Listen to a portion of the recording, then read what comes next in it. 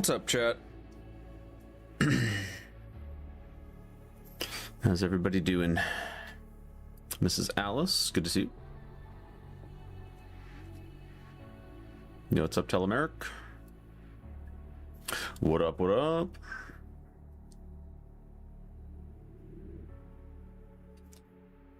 Thought about not streaming today, but I was like, you know what? I should probably fire it up for a couple hours, you know? It's already getting late. I had to work on the house a bit today. We had a freaking massive wasp's nest out by our mailbox that I had to take care of, among other things. A little behind the scenes work and all that too. Still got one more thing I gotta do here before we get off to the races here, but I'm hoping to get a good handful of attempts in today. Maybe not as many as yesterday, but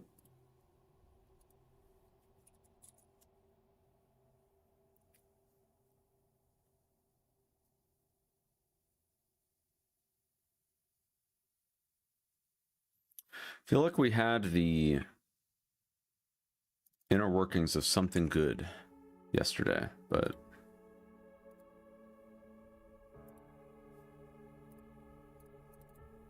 couldn't quite pull it off because of that freaking chunk room, man.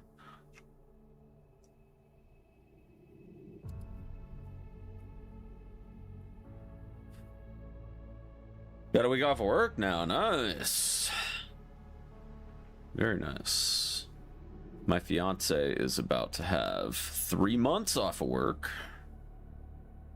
here in a couple weeks. That's because she works for the schools.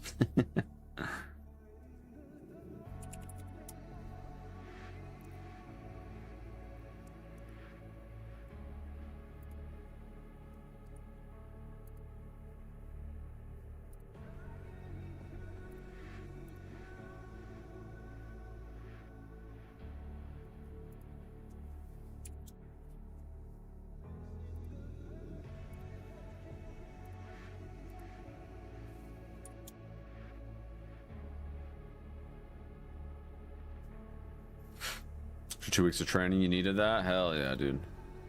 I'm stoked for you.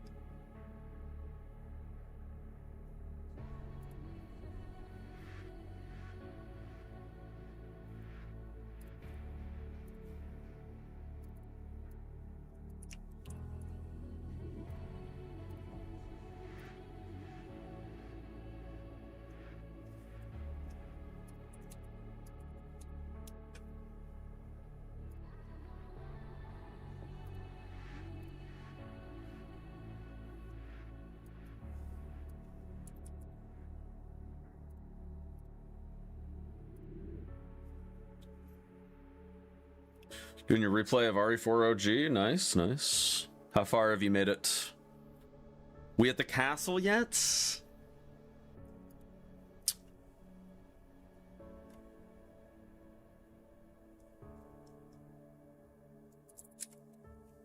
Castle, nice, nice, nice.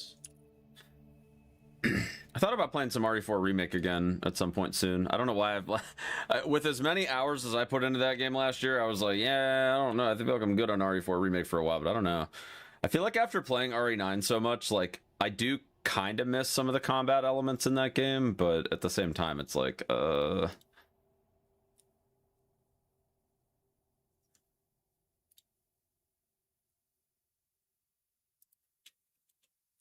not a big fan of that blue dog. But you know, maybe the randomizer for this will come out sooner rather than later, you know?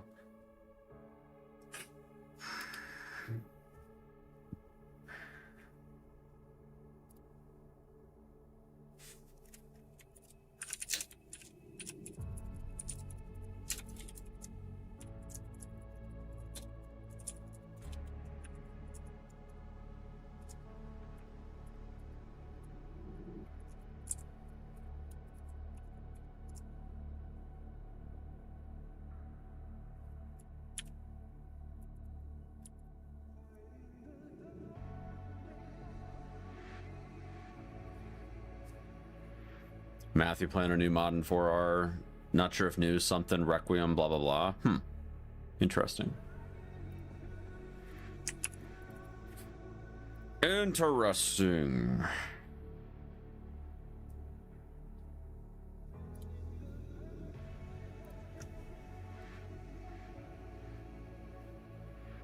I need to see how much this thing costs.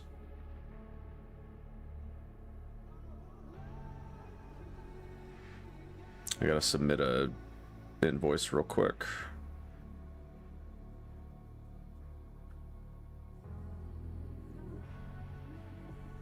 Here we go.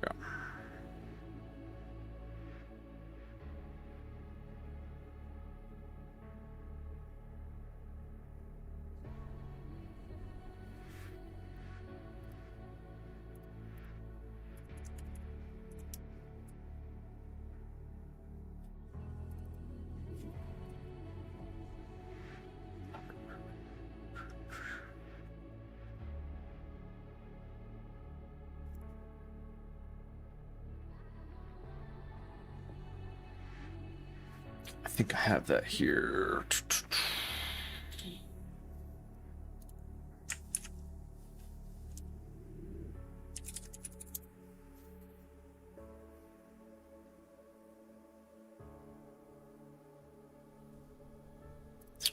Maybe not. Oh, here we go.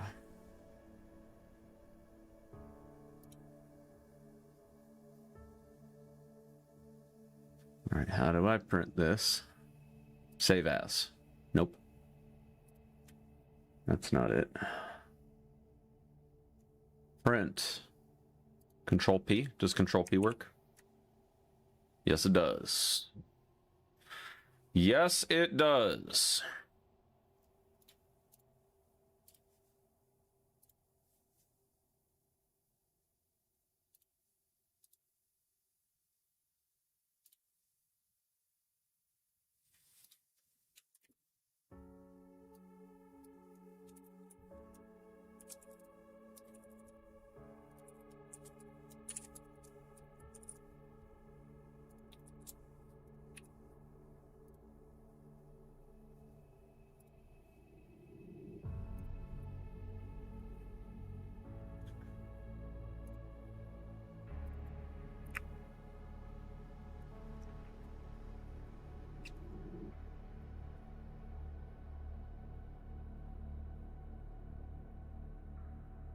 Okay.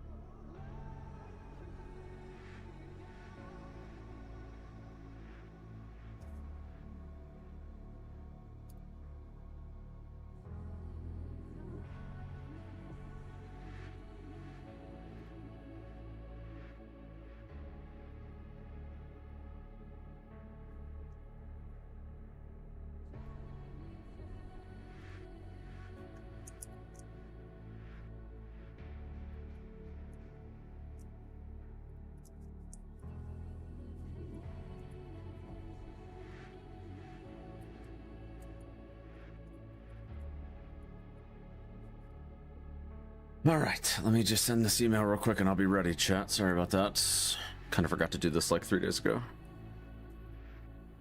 But we'll be all set.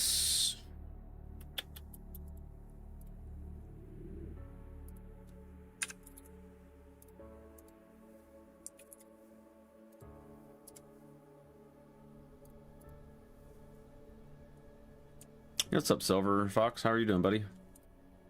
Are you still gaming on some survival unit, Chief?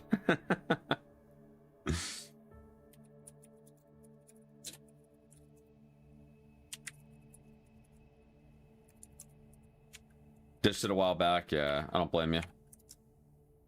I don't blame you.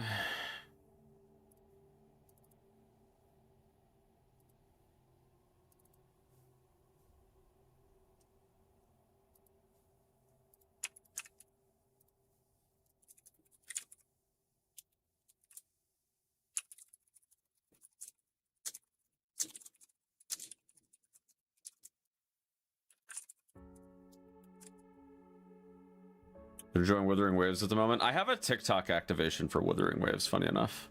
It's literally on my like chat overlay like right now. I'm looking right at it. I haven't started my TikTok stream yet, but it is kind of funny that you mentioned that.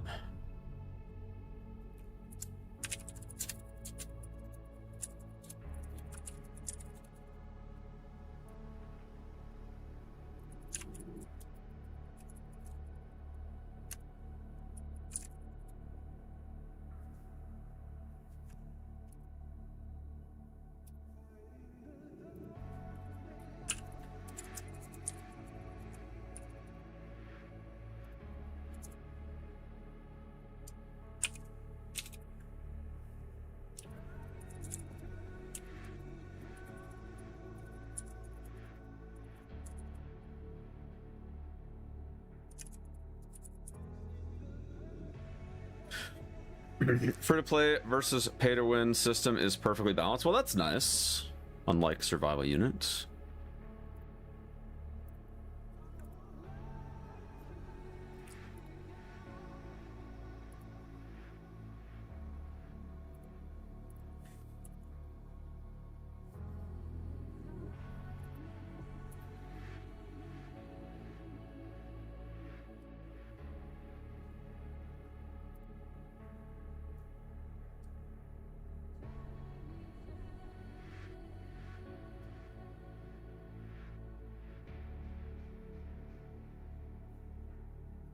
See if I can find that.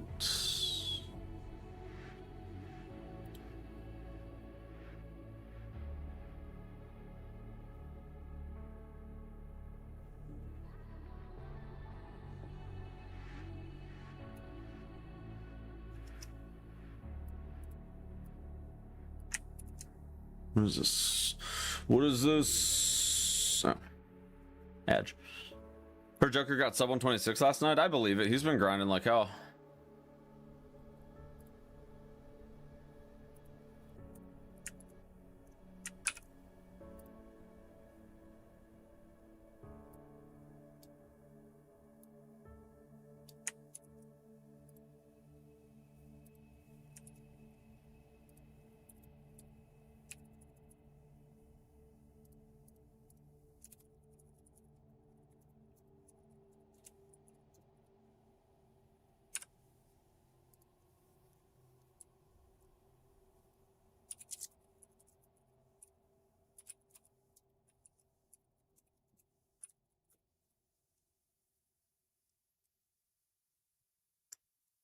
Yo, Mercado, thank you for the good luck. We're going to get started here in just a hot second.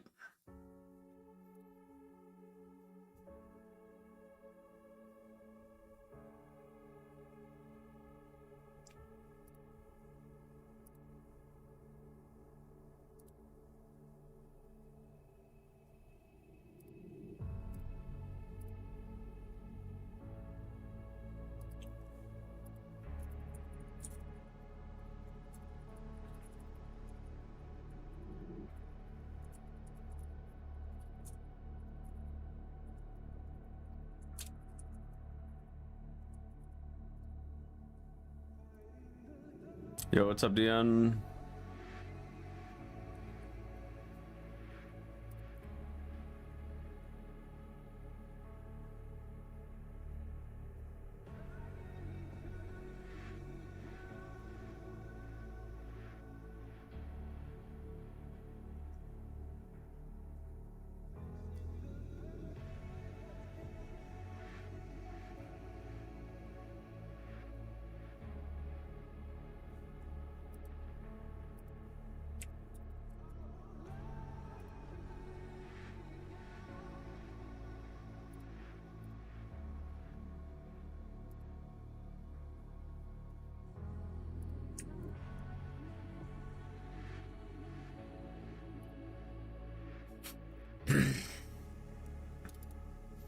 What if we just got a huge PB today, chat? What if we PB by like 9 minutes? Would that be wild? I feel like that'd be kind of wild.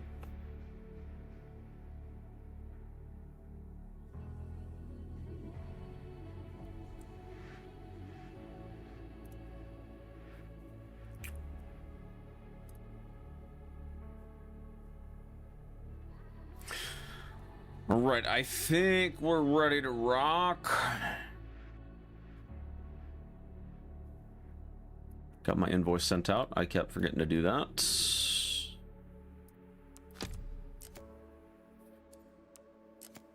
I will say this, I don't have the FOV mod on right now. I'm still undecided on it, to be honest. I'm not 100% sure if I want to do it. But I do want to fire this up just a couple times just to see.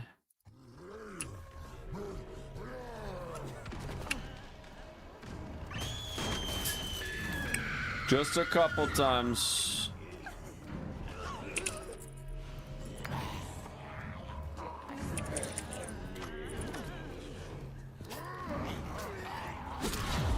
Well, I'm dead.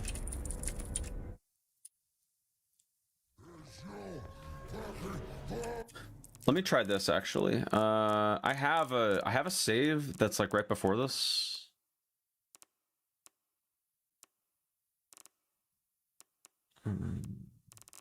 Where is it? I think it's this one. No, it's not this one. This one.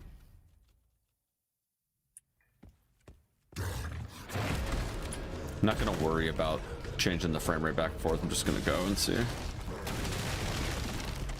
See if it works better this way.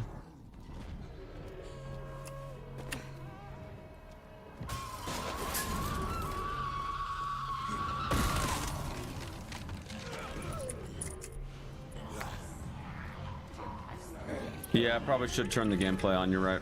That would be a good idea. That would be a really good idea. I agree.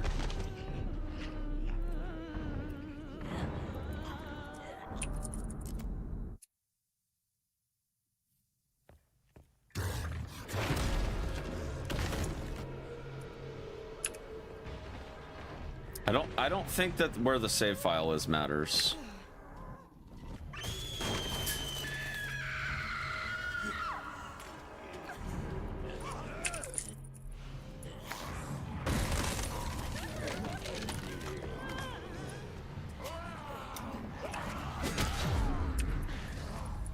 Yeah, I'm pretty sure I'm just getting trolled, like, nonstop on this shit.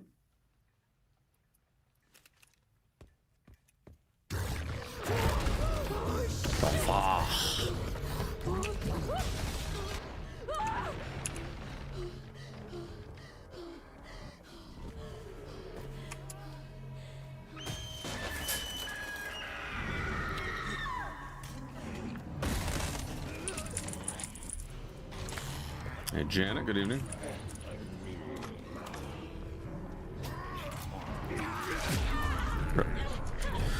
Yeah, I think I'm just gonna say, you know what, whatever. I don't really care that much. I'm just gonna roll with it. I don't think I really care.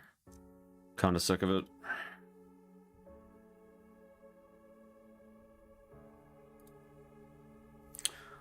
Kinda sick of it, Trump. You know, I think it's just one of those things where I don't really want to deal with it anymore, so kind of feel like it is one of those things where we just kind of need to just make it happen, you know? So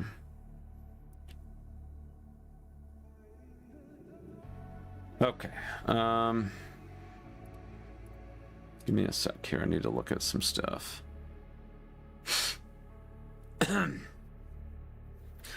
Dragging me through the chief.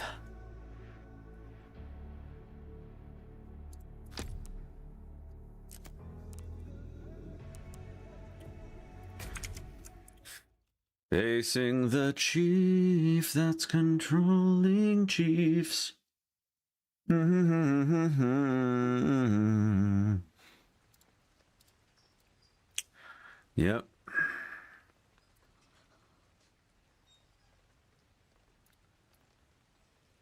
Oh yeah. Okay. All right, I just need to go into this one setting real quick. Let's get sub 130. You know, that would be so cool. That would be so cool. Okay, I think we're good. Let me lock that. Load game. Here we go. No, not here we go. Now here we go. Cool. Yeah, sub 130 would be, that'd be pretty dope. That'd be pretty sweet.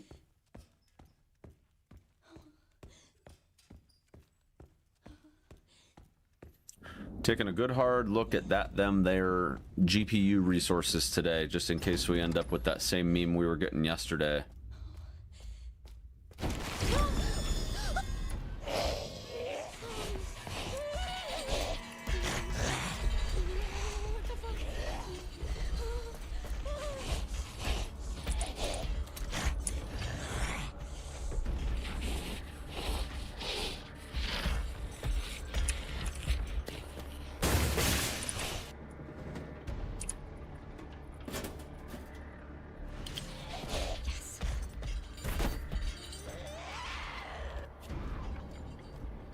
What's up, acoustic?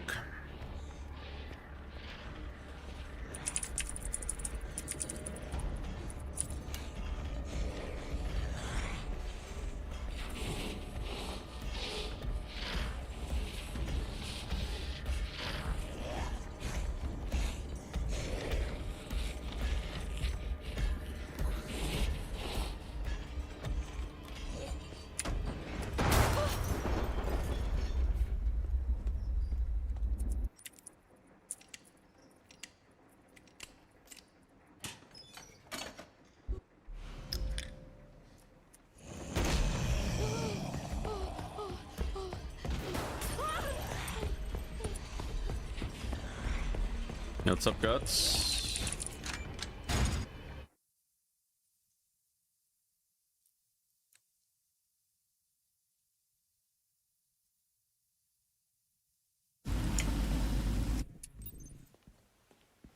We care for quite a few long-term patients here, all undergoing experimental therapies developed by Dr. Gideon.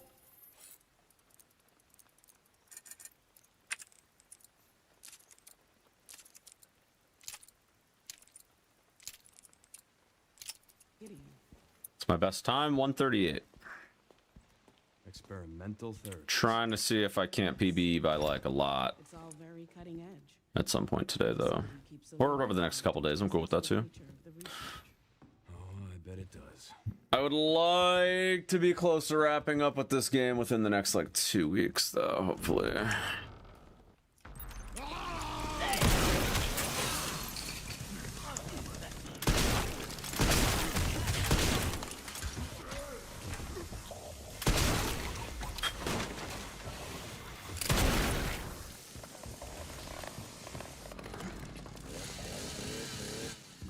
Nice.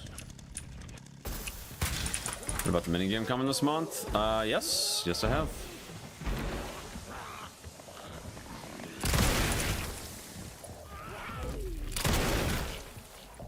What game am I going to move on to? I think at the end of the month, I'm going to be doing 007 First Light. Seems like it's pretty fun. I don't have a sponsor lined up for it, but I have a little tiny bit of room in the spending budget to pick up a couple of games that are not sponsored this year. So I will probably try to squeeze in First Light as one of them because I'm really interested in it. And I think we did well enough with MGS Delta on short form that I can probably justify First Light. I think it'll do well since it's also an espionage game. Try to track him down. Will do. I think it's Mercenaries if you're not wrong. Yeah, I mean, it's probably going to be something like that.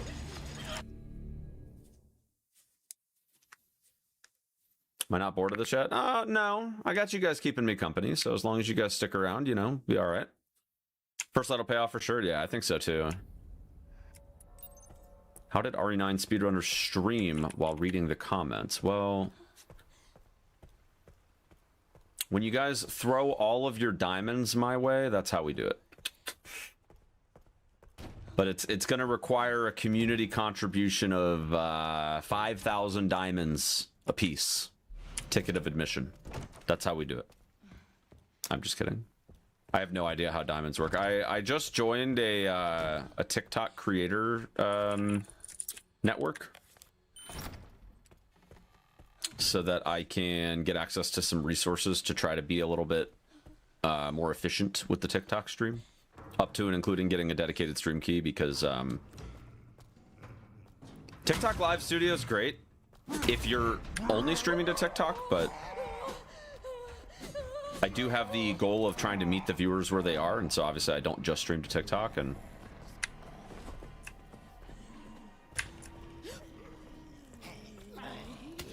so I think having a stream key so that I can multi-stream is going to be a little bit better for that. But TikTok is very quickly, like, with how quickly we've been growing, like, just full disclosure for you guys, when RE9 came out, guess how many followers I had on TikTok?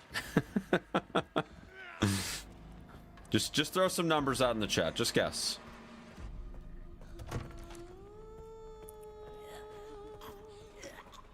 If anybody gets it right, I'll let you know. Nah, it was more than two. It was more than two. We had a couple, but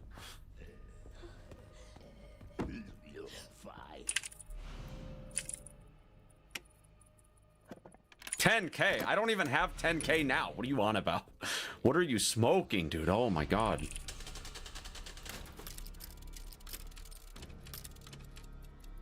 I had 48 followers. And now we just crossed 3K. Like 2 days ago? Something like that? 3 days ago, maybe?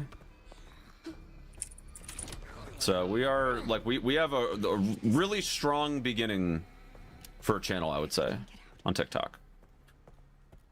TikTok is by far the platform that I've grown on the fastest of all the platforms I've been on. And I'm not necessarily saying that I'm, like, ditching all the other platforms. That's not going to happen. But I do think it's worthy of, you know, putting a little bit of effort into, because there's a lot of engagement on that platform. And I think that it is good for business, shall we say.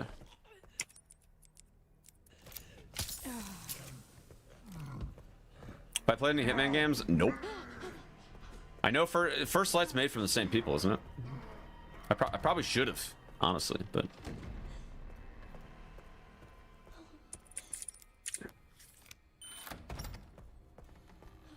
yeah, I don't think I'm gonna play the Hitman games. I probably should, but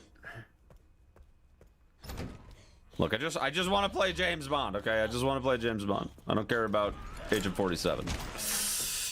Just want to be James.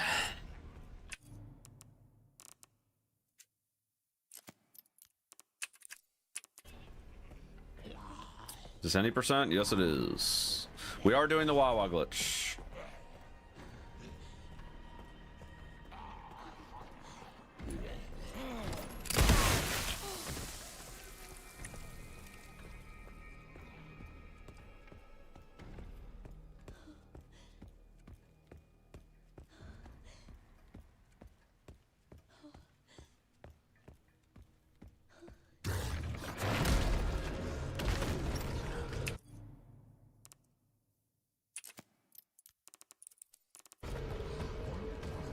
Did I glitch a lot in this category? Yeah, it is.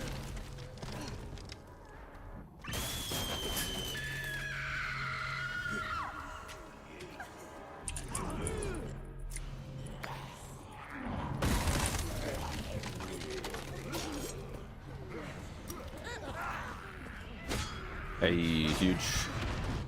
Huge.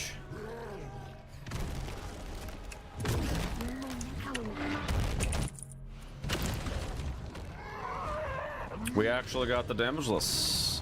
I do wonder if it's that save file that's messing that stuff up. I wonder. Or maybe I just got lucky. I don't know.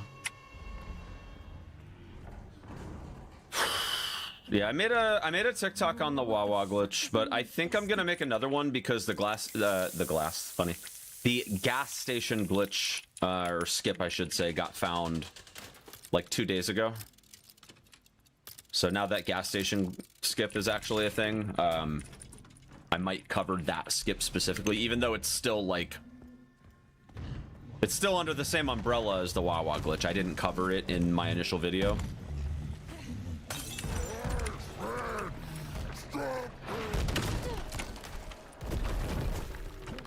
So yeah, I'll probably make one. I haven't uploaded in a week, so I feel like it's probably time for a new TikTok. Like, I don't want to just like vomit TikToks just for the sake of putting out a video. Like, I want to make videos when I feel like there's a video to make. And I'm pretty much out of content with this game unless like new tech gets found.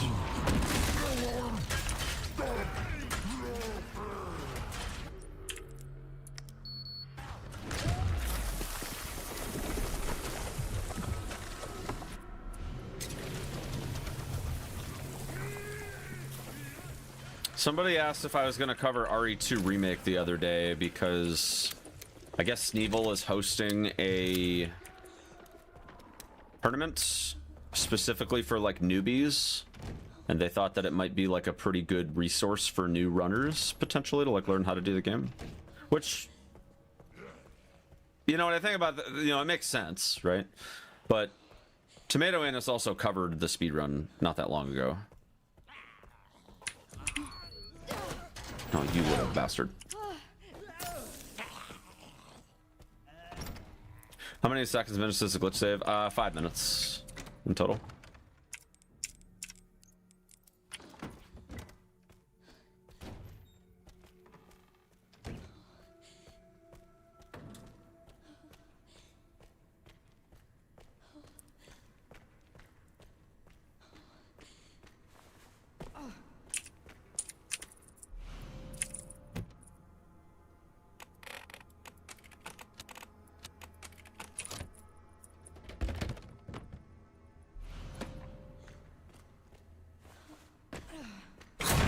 How many runs have I had today? This is the first run of the day.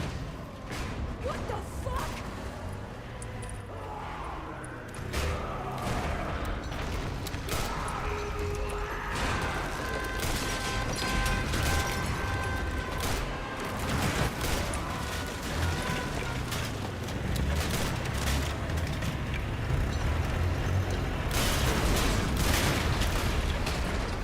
Why is it still moving? But yeah, like I was saying earlier, I did join a TikTok creator network last week.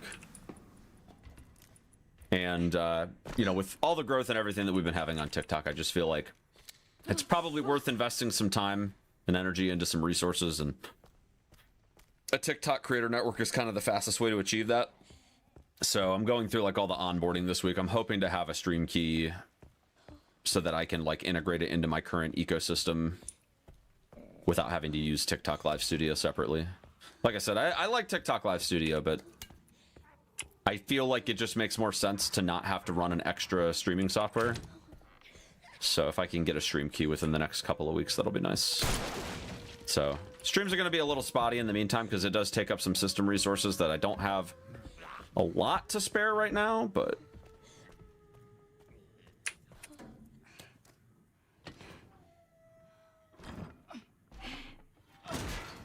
I've been teetering back and forth on having a second PC for streaming.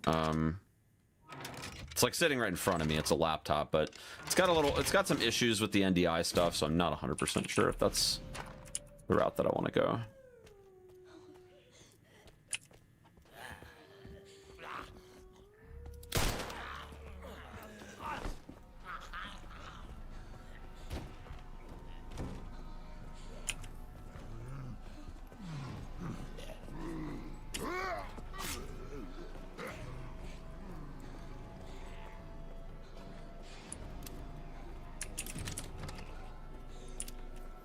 I'm excited about the trajectory, though. I feel like the path to 10K on TikTok, which is where we can get like fully monetized, like it seems like it's pretty well within reach. within the next few months. So I'm pretty happy about that.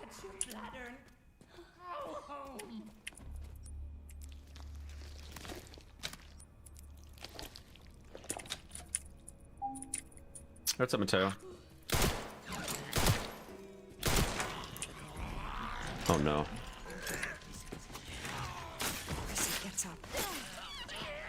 No! Don't do that.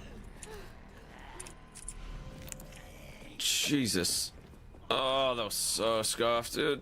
I need to make sure I go back further there. I'm probably gonna get grabbed by this guy too because he's hitting the light. Ooh, that was so scuffed. Man. Brutal.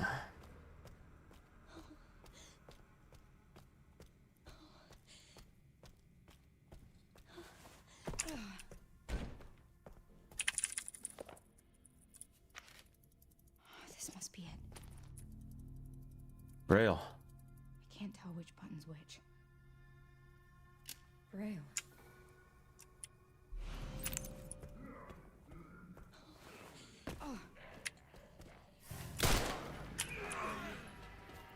Yeah, sure. Pretty sure they aggroed.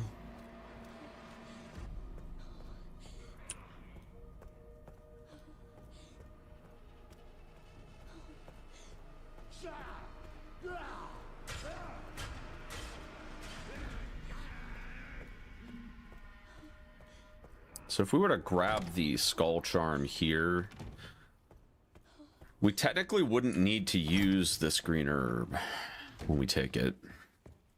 I'm pretty sure. What do you want me to read? What do you want me to read? Oh, it didn't hurt to pick some buttons, I guess. Braille? Can you read them and then push the buttons in this order? Star, star. I have to keep it together, son.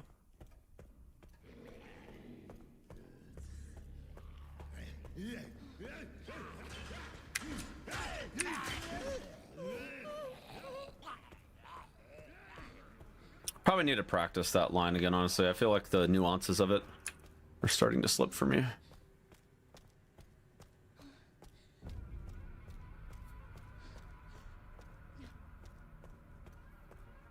Thank God. Here.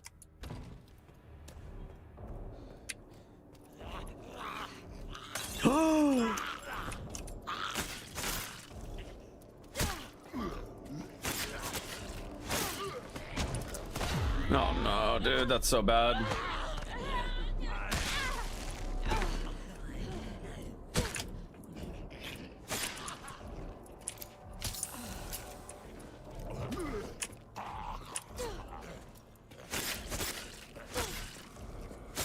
Oh god, this is horrible.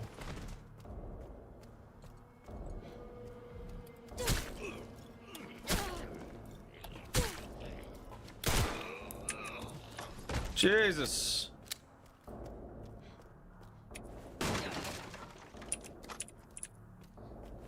We have 8.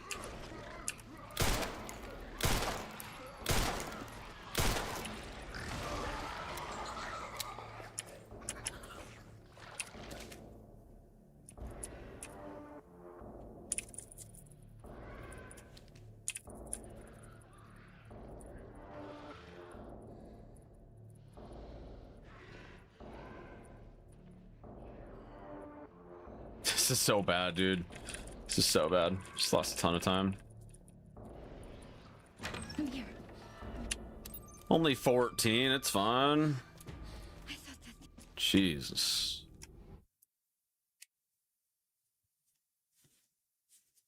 A little wild, honestly.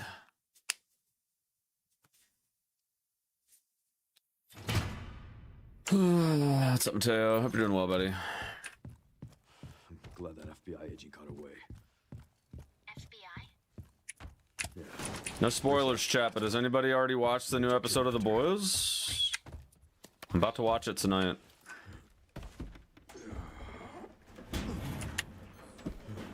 I'm about to watch it tonight. I heard they're putting the final episode in theaters. I find that pretty interesting.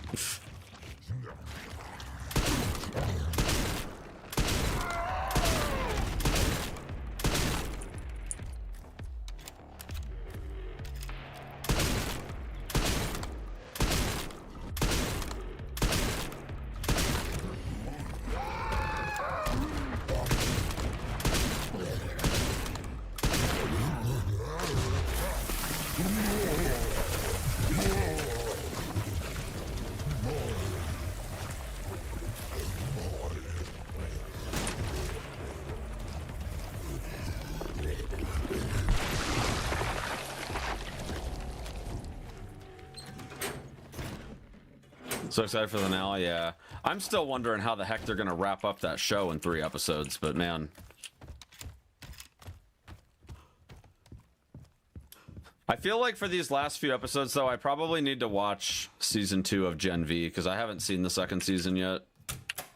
I don't know if it's gonna matter much, but I think I vaguely remember hearing that the 2nd season ties into the finale in some sense, but I could be wrong.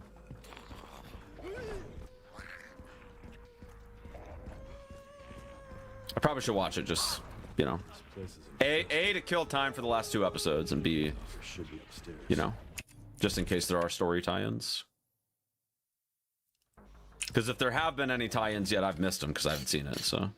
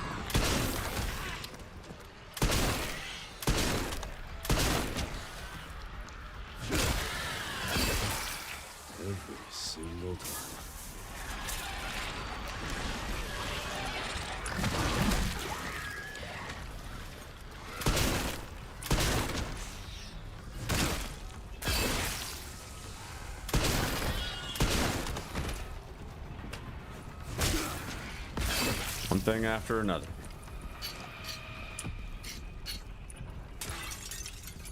Well, that's my cardio for the week.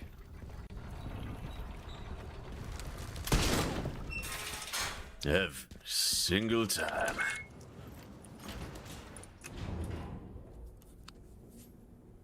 One thing after another.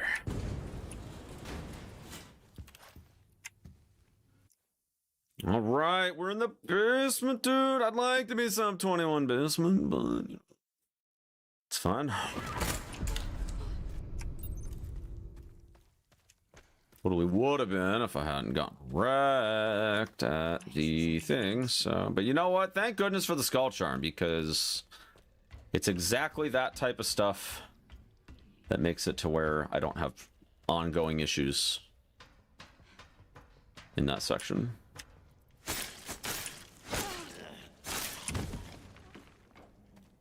I'm pretty sure that my knife is going to break in 1 slash right here.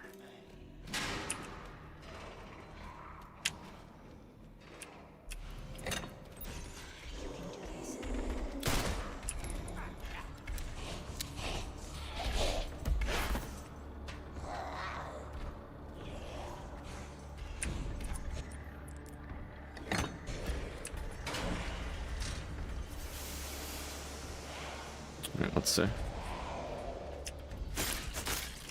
Oh, never mind, we're good. All good, Chief.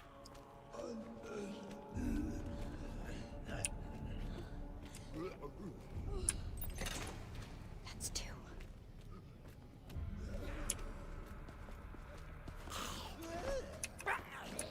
Good lord. He was super late there. What the heck, man? What was that?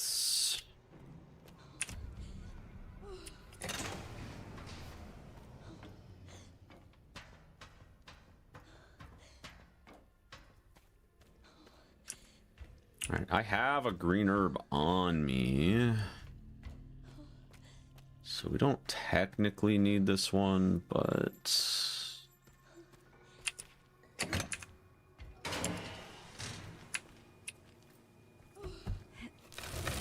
may as well go ahead and use it because we're just gonna grab the one right up top anyways.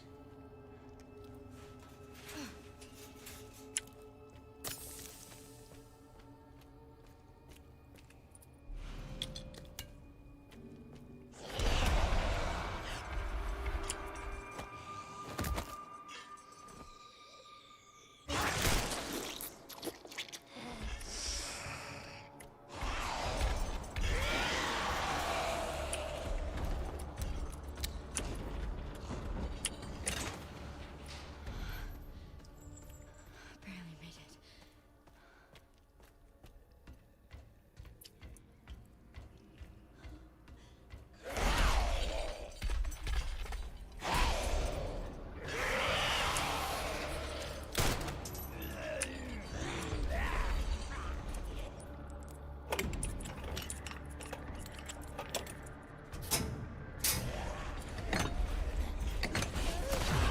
Yeah, dude, he grabs me from the front every time. I don't understand it, man. Really don't understand that. Not sure how to guarantee the backbite every time. Not too sure on that.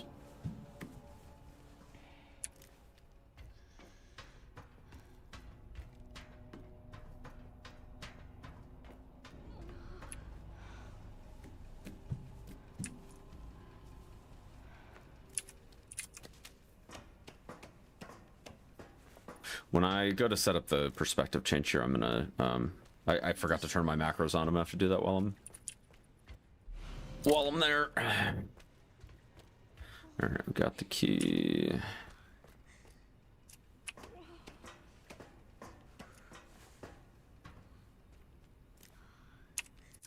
Okay. One sec. So many things to set up for this run anymore. It's kind of wild. All right, cool.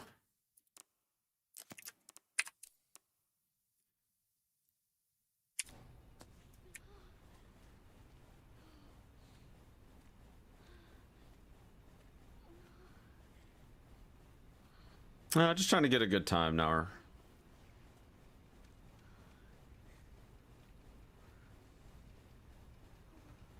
See if the macro does a better job firing today. I was getting a lot of cringe with the macro yesterday.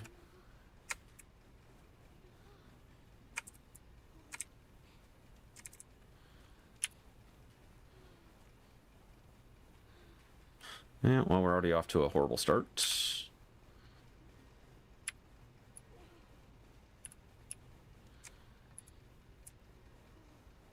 All right, I'm gonna have to get a different macro because this is just not working. It's just literally misfiring like every 5 seconds.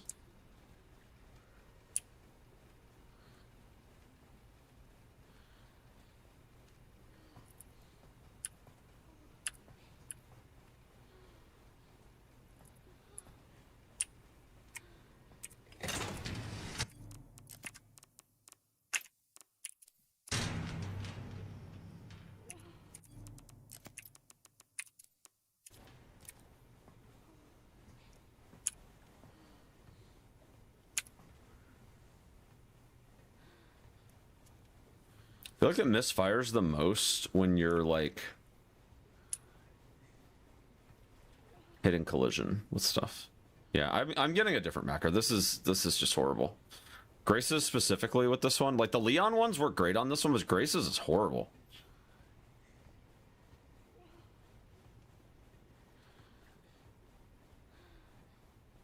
Just absolutely horrible. Like it's usually fine when I'm crossing here. But it just doesn't work whenever I'm like trying to do other stuff.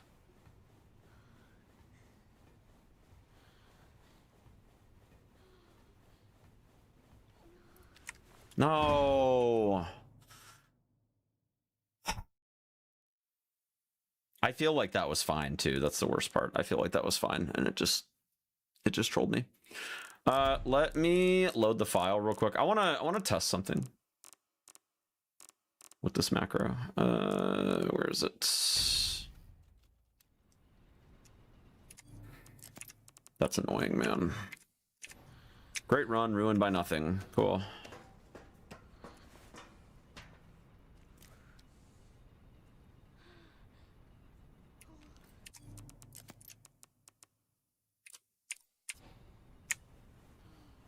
If I look this way, I wonder if it prevents it from happening, because I feel like it was fine.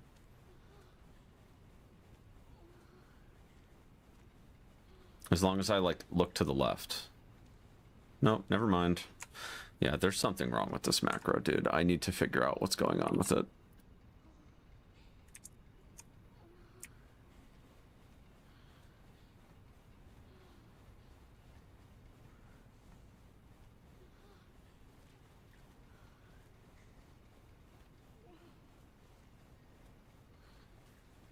Why is she moaning while this is happening? I don't have an answer to that, to be honest.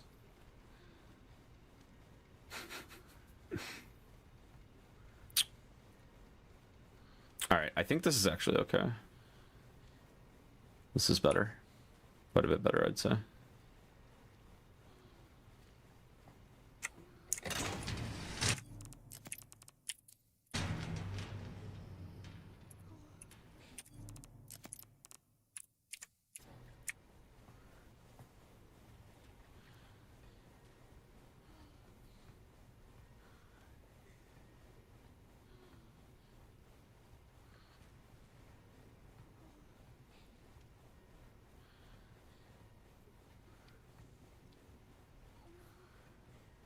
How do people find this shit?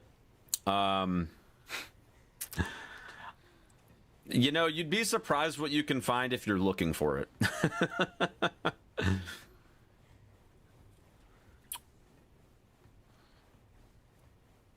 You'd be surprised.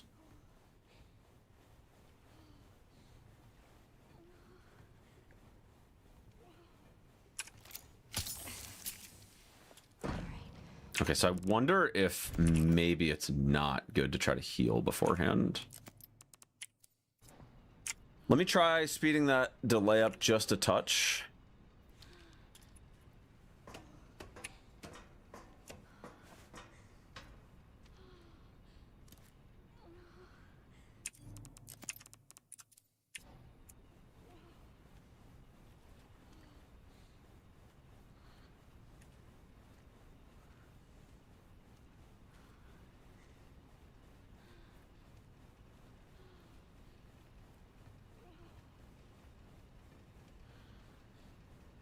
Glitch doesn't really work 100% of the time. Well, so the glitch works 100% of the time, but it is the...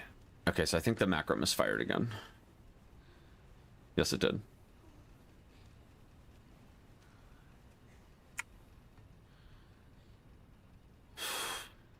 Okay. So I think 15 is probably the best delay then. I feel like 15 is the only one where it doesn't just, like, constantly have a problem. Think I'm going too far forward? You think so? Because I feel like if I go too much further back, it just doesn't work. But let me try it again.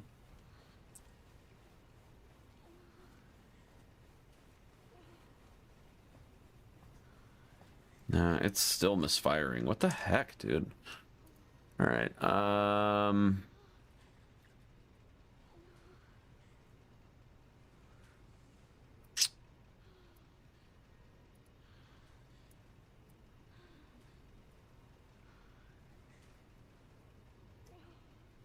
Let's do 16.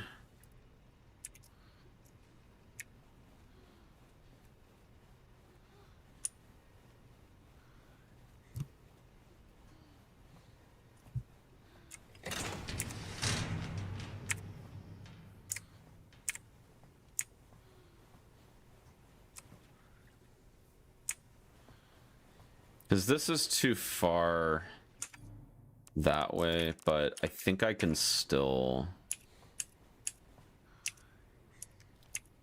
I think I could still make this work.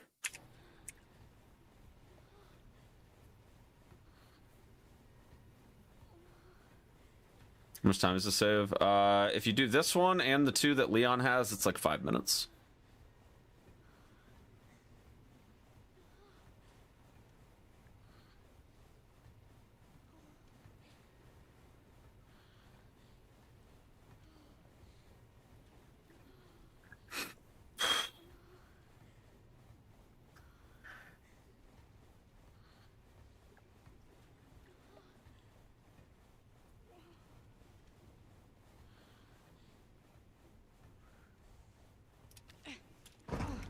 Yeah, like that's...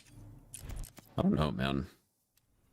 Now, granted, that might have been me because I think I might have went too far into the console thing. That could have been part of it, but...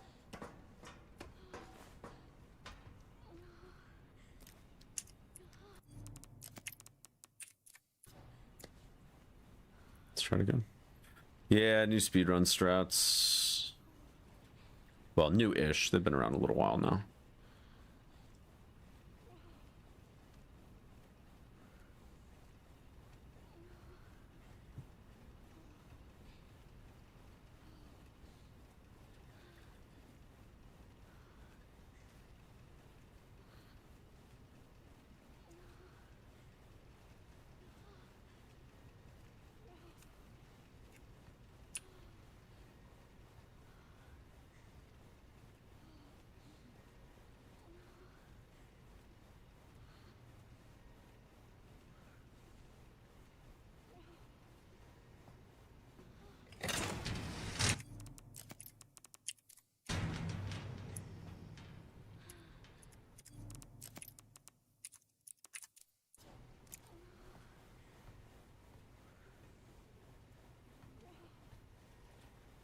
Just doing a couple after you feel the drop on the last fence, yeah. Well, I feel like when that happens is a little different depending on how far you go on this side.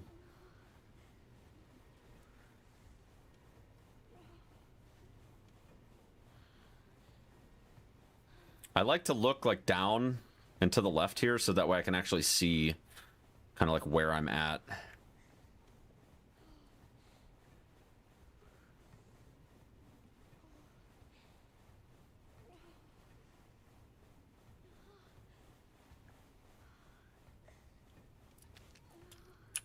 Okay. Yeah, I mean, I guess that could be fine. So just do like 3 or 4, I guess, after you get like the little mini humps, you know? The little baby ones, you know? So. All right, I think that delay seemed like it was pretty okay. I'm at 16 ms right now.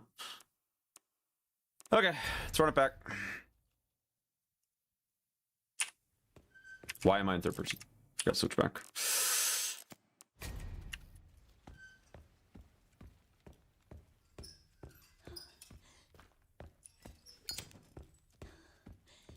Just teabagging our way to victory, chat. Don't worry about it.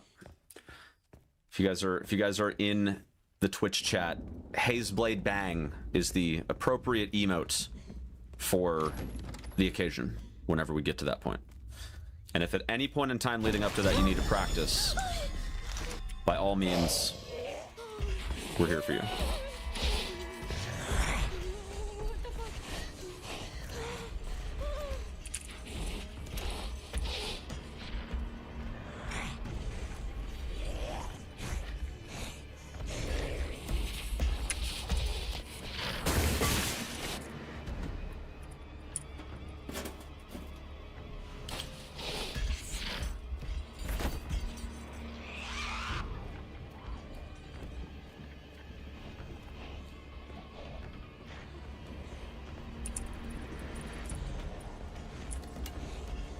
Maybe I should change the name of the emote to Hazeblade Wawa. Maybe that would be better. I don't know.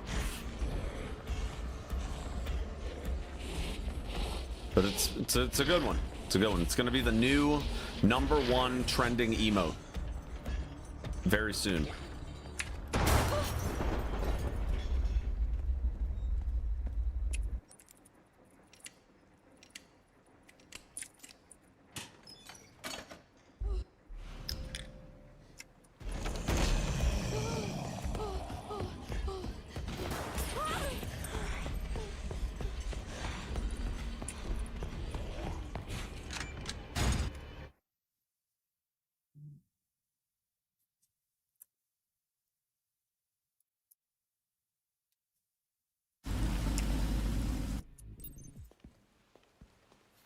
We care for quite a few long-term streamers here. All undergoing experimental therapies developed by Dr.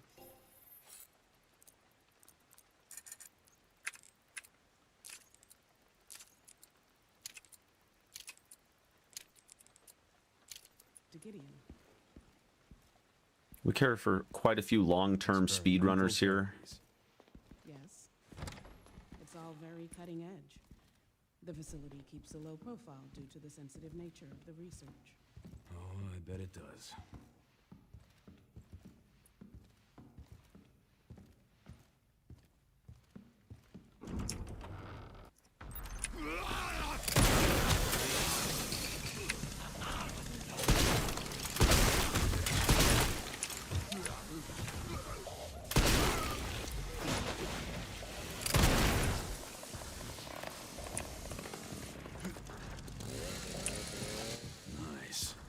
Nice.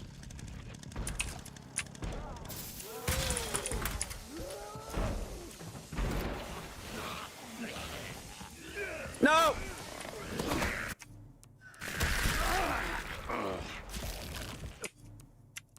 That's so unfortunate. It didn't take the shot. Whoops. Is this my first run of the day? Nope. This would be my third attempt now.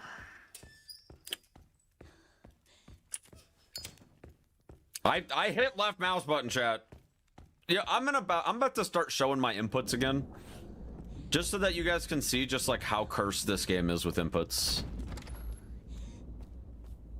This game is absolutely cursed when it comes to... It's specific, like, I don't know why. I don't know why Capcom did this, but like... Why in the world does the game swallow your input so much whenever you're trying to shoot guns? The only guns that don't do it are the SMGs, but literally every other gun, pistols, shotguns, rifle, like everything, they all suck with fire rate. Like, none of the fire rates are consistent.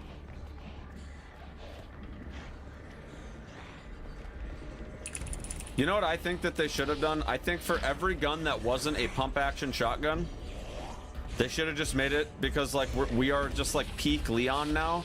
They should have just made it to where as fast as you can pull the trigger, you can shoot the gun. And they just adjust the reticle spread accordingly. Like, we are literally playing peak Leon. There's no reason why fire rate should be a thing at all. It's peak Leon, guys. Come on.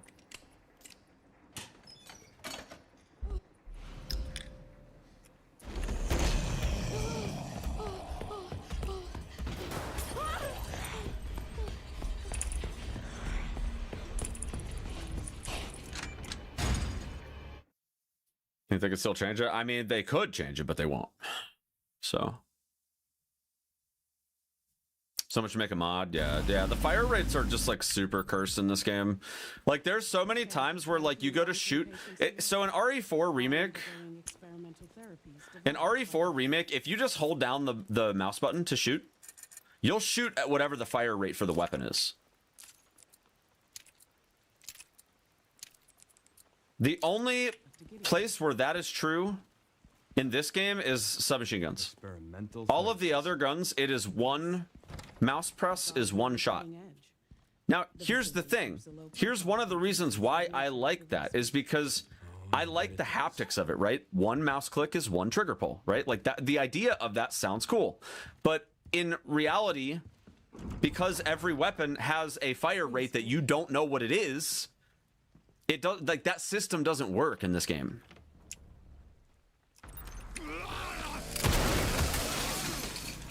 Because you have this hidden fire rate.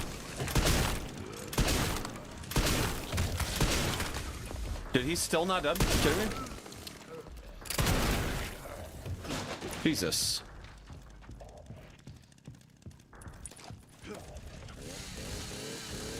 Nice.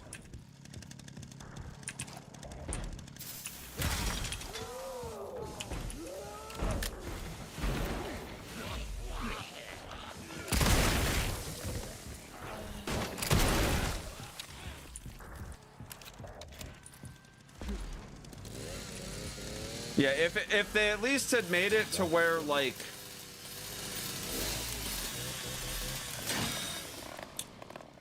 you know, it was more like the RE4 system.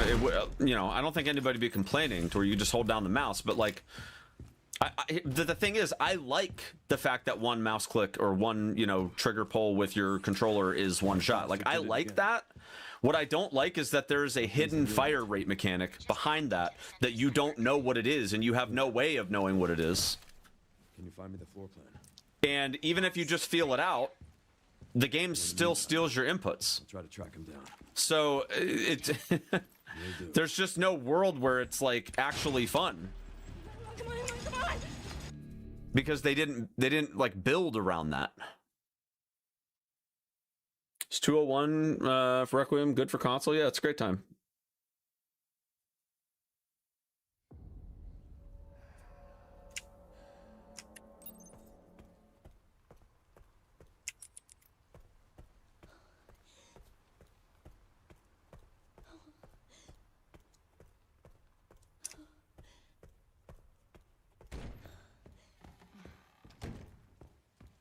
Yeah, it's by far my biggest complaint about the combat in the game.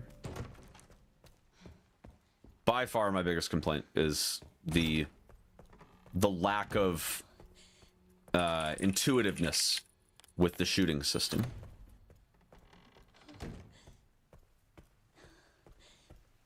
My record for full game insanity? Well, I don't run full game insanity. I run insanity no intro.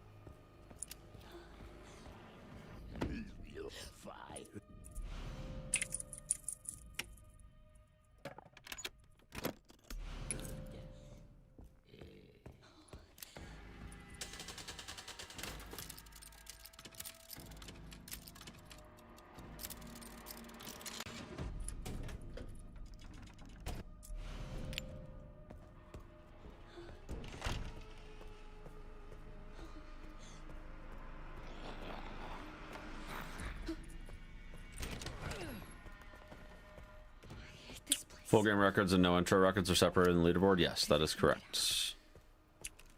I mean, the run is basically the same, you know, minus doing the intro and the orphanage, but like you don't pick up different items or anything like that, but yeah, they are separated so that way people that do want to run full game aren't competing with the same people.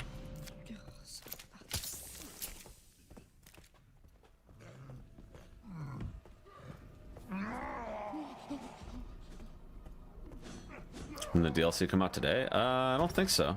I think they said it's coming out after Golden Week, which is this week. So I would expect it by like next Friday. I think we probably still got another week or so. Pretty sure Japan, like most of the like corporate entities in Japan, are on holiday this week.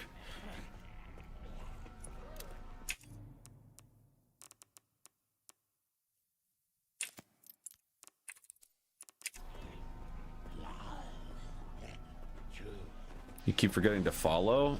Well, shame on you. You know what? How dare you forget to do that so many times in a row? I'm just kidding. You can follow or not follow. I don't really care.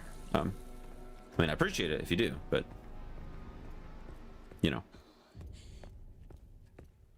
I mean, it's your choice. So.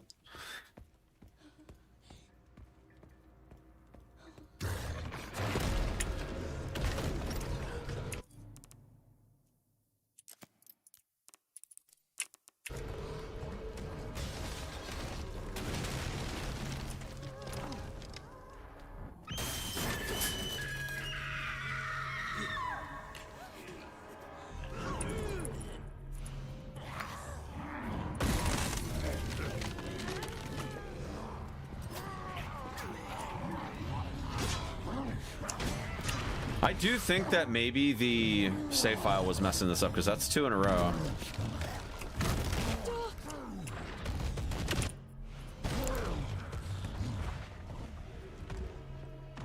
Am I on purple or just TikTok? Yeah, I'm everywhere. I'm on purple, I'm on red, I'm on blue, I'm on green. I'm everywhere. What the fuck does he mean, best? I want to meet the viewer where they are. So, wherever you hang out, that's where I hang out too. Okay, maybe not everywhere. Like, I'm not at your mom's house for Thanksgiving dinner, you know what I mean? But, you know, you know.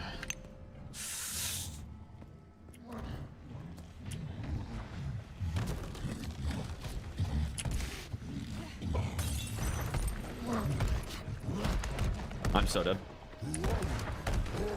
Broski! Wait, I'm not dead. Wait, really? Normally, hold on. Normally, it like. No. I'm super dead. Okay. Just kidding. I thought because I didn't have the like you know normally you can't pause, but he was letting me pause, so I was super confused there for a sec. But you know what? It makes sense. It makes sense. What's the hardest RE game to run? I would say probably Village of Shadows, specifically that category of RE8. I thought he was giving me a chance, Yui, but no, definitely not. I speedrun Silent Hill 2. Yeah, I ran the remake, not the OG, but I made some TikToks for it. They were sponsored by Return to Silent Hill in theaters January 21st or January 23rd, whenever that was. They paid me a big old stack of cash to make some shorts for them.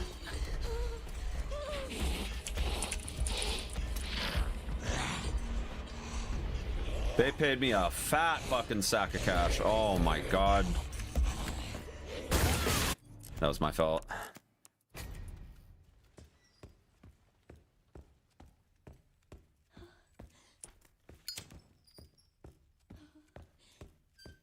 Yeah, W sponsor. Yeah.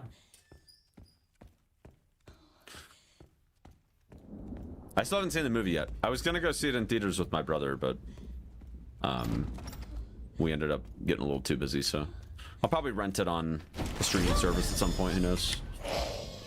Prime or something. I don't know. What's my favorite to speedrun? Well, so my favorites change with the times. Like right now, I'll say this one because, like, I have no intent of ever going back to like competitively running any of the other games.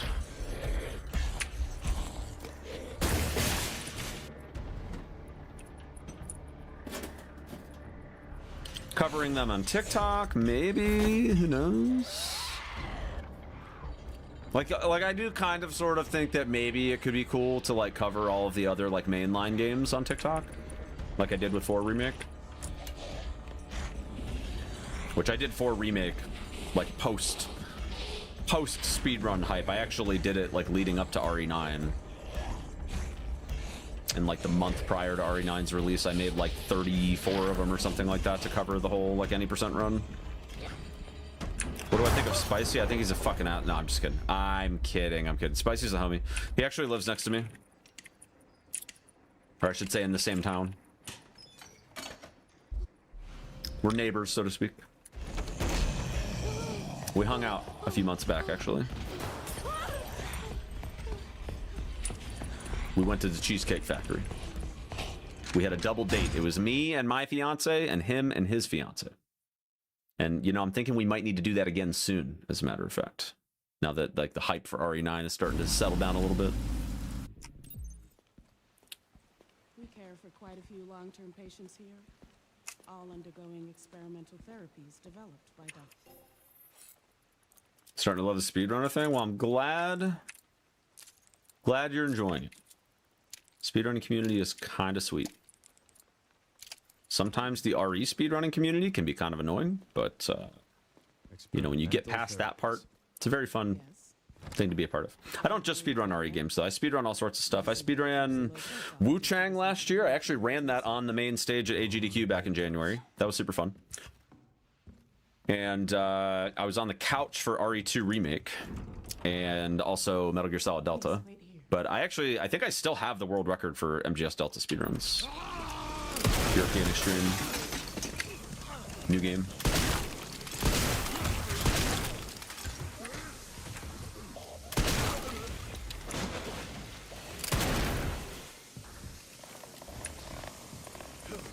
Dude, no ammo? Are you kidding me? Nice. What is this?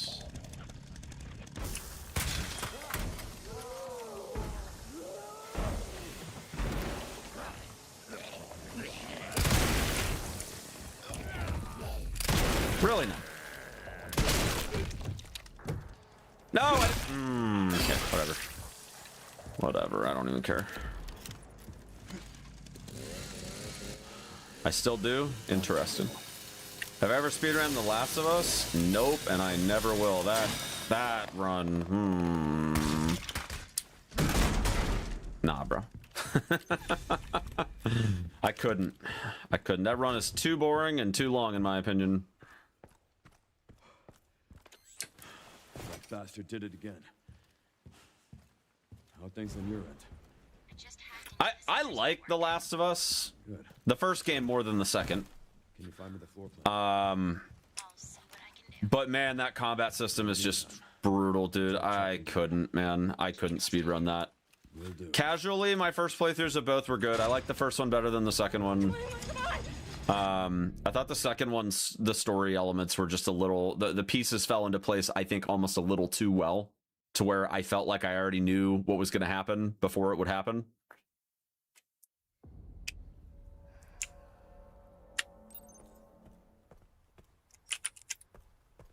I speedrun Dead Space Remake? I did for a while, actually, yeah. I don't remember if I ever put a time on the leaderboard, but I did run it for a little while. I didn't run it seriously, though, I'll say that much. Dead Space is a sore subject for me, though. I actually got banned. I got banned on Twitch when I played Dead Space 2. And I almost didn't play Dead Space Remake because it made me really mad. It was a completely stupid ban, by the way. I didn't do anything wrong. Like, full transparency, like, even EA had to, like, make a public statement saying that they were apologizing for banning me. But yeah, I actually got banned. I was playing the Dead Space 2 DLC, and for whatever reason, it got flagged in, like, Twitch's automated content flag systems as being Dead Space Remake, and I just literally got, like, bot banned. And I lost my Twitch account for like 2 days. And when I finally got a hold of somebody, they were super, super cool about it. They were super chill, thank goodness. But yeah, EA basically sent me a compensation package. I think I might actually still have Dead Space Remake game codes that I just never gave away because they gave me 10 of them to give away. They were like, yeah, can we just like pay for you and your whole community to get Dead Space Remake? And I was like, yeah, that's fine. I gave away a bunch of them, but I didn't give away all of them. And I think I still have like 4 of them somewhere. I don't know exactly where they are, but they're probably sitting in a file somewhere on my computer. Yeah, they gave me like three copies for every platform, and I think on PC I got 4, something like that. It was a lot. But they handled it well. It was fine. But yeah, me getting banned for 2 days was not fine because that's like, you know, money getting lost from ad revenue and all that, but...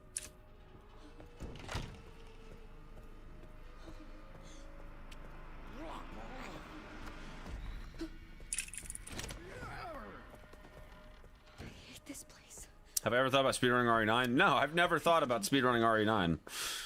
It's never even crossed my mind. Can I speedrun RE Biohazard? You mean like RE1OG? I kind of ish know how to speedrun it, but I don't run it. Basically, if the game is old, I don't run them anymore once they're not new, because most people, and I'm not saying this is everybody, like look at like Mario speedruns, right? Like SM64 runs and stuff like that. RE7, yeah, I know how to speedrun RE7. I just, like I said, I don't... when a game is no longer considered like new, I don't really have an interest in running it anymore, because I am somebody that likes to run, I wouldn't say as competitively as the likes of like Spicy, right, in the RE scene, but I would consider myself a like soft core competitive speedrunner. I used to be hardcore, but now that I focus on making TikToks, I don't really care about having world record anymore. But for that same reason, though, if I'm gonna run a game, I'm usually making content for it, and you know, that's not just me doing attempts. Case in point, all of the how to RE9 speedrunner videos. And if I don't think that the game has potential to get a lot of views on short form, then it's probably not worth it for me to run it at all. And that's just kind of what my content strategy revolves around. Like I like to try to run stuff that is trending. So mainly focused in like the Souls and horror genres, but I will definitely look at games that aren't Souls or horror if it's the right game.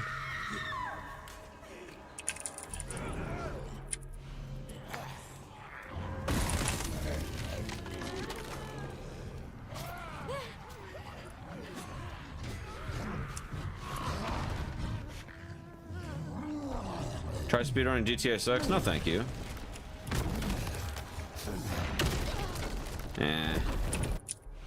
Not great. I got stunned, but whatever.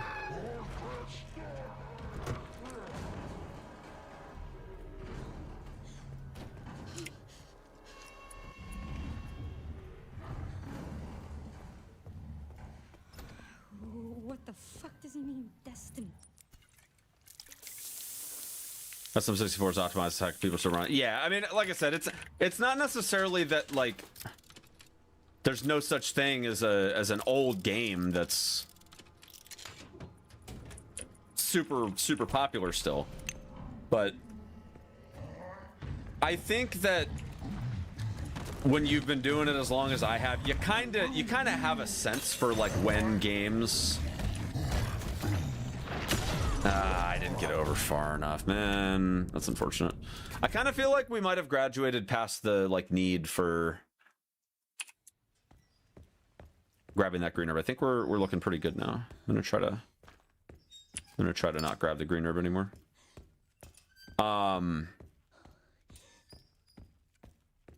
What's the purpose for the 360 spin after shooting zombies? It absorbs the recoil faster.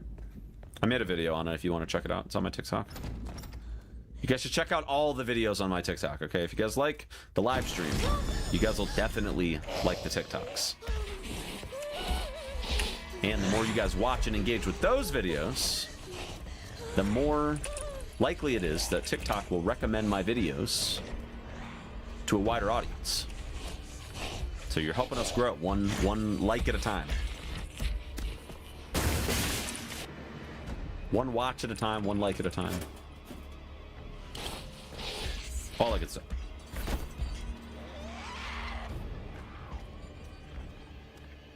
Yeah, we have an entire collection of RE9 speedrunning tip videos. I think there's like 60 of them, and I don't know if TikTok does like playlists, but I do have one on a certain Red app that actually goes like pretty close to chronological order and like what you need to know throughout the run, and it's pretty much in order of like start to finish from the beginning of the run onward. So feel free to check that out too if you'd like. Also, I'm not monetized on TikTok yet, so you know, if you're looking to support the stream along the way, I do get ad revenue on some of those other platforms, but that's up to you. I'm not here to try to poach you from one platform to another or anything like that, because that's very frowned upon. Like I said earlier, I'm here to meet the viewer where they are, and if you'd prefer to stay here, that's totally cool. And I will probably be monetized on TikTok fairly soon, because we are growing really fast. All undergoing experimental therapies developed by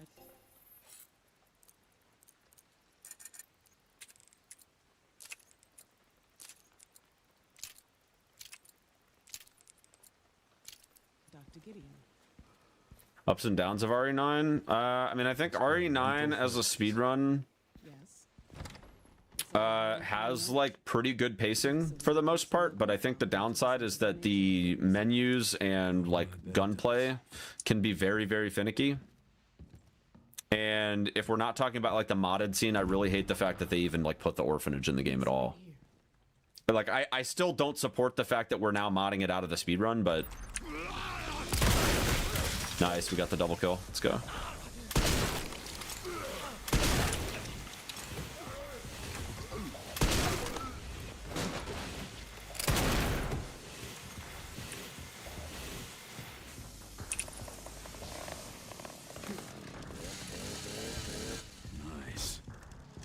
This is going to be close.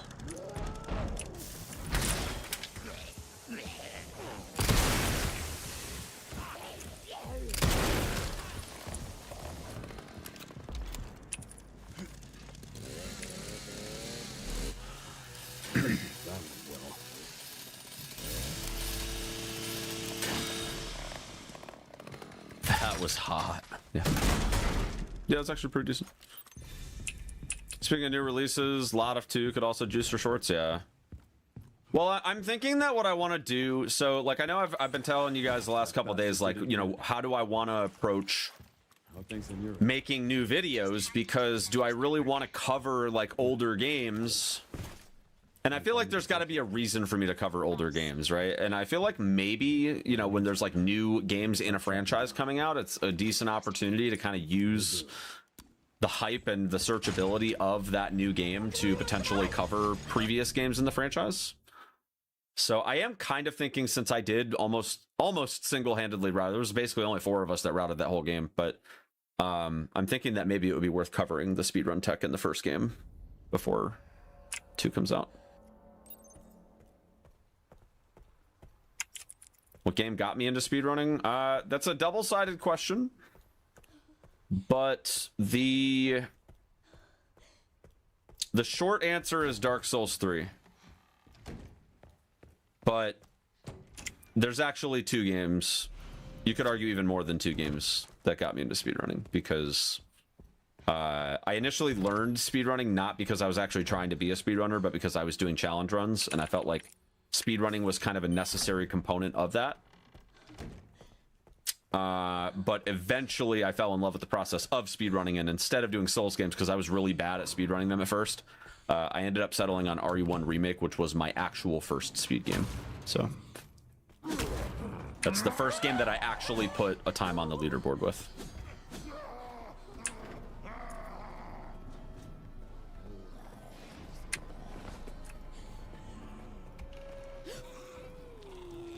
Phenomenal speedrun, by the way, if you guys like RE speedruns and you're looking for an RE1 Remake speedrunner to watch.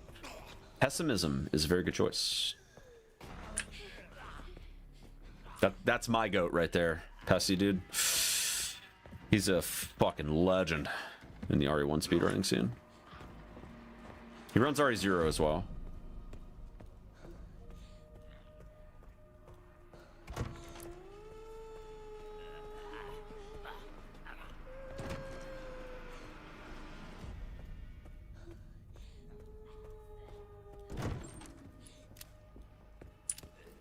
So, man, IGN Speedrunner 2 Remake? Yeah, that was a fun arc. Man, early 2020, that was a time for me. That was a time for me, for sure.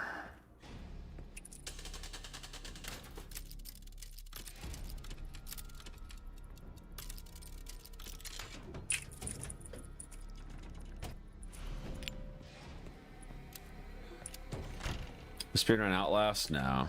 Outlast isn't my kind of speed game. I like games that actually have gunplay. Outlast doesn't have any gunplay. I hate this place. I have played the first 2 Outlast games, and I also played Outlast Trials as well.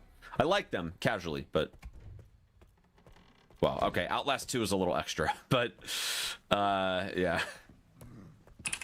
I was not ready for that final cutscene. Oh my god. I won't spoil anybody that hasn't played it yet, but I was not ready for that final cutscene. Oh my god. That I was so traumatized.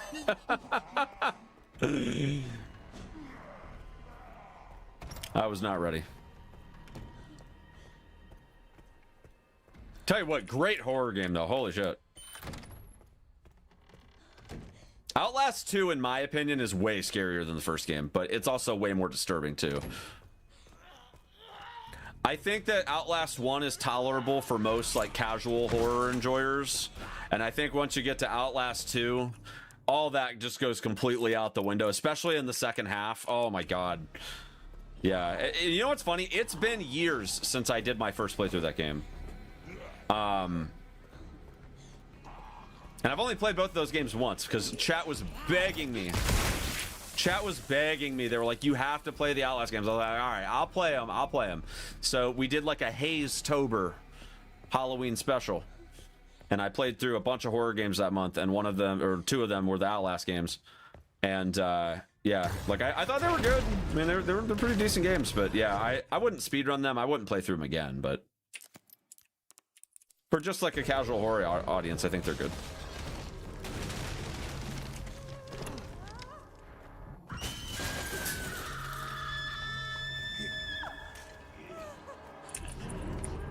Ah, she didn't.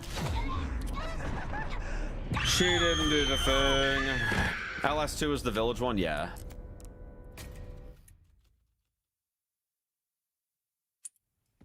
Yeah, the first one takes place in like a penitentiary, and then the other one, or like an insane asylum, and then the other one takes place in the village.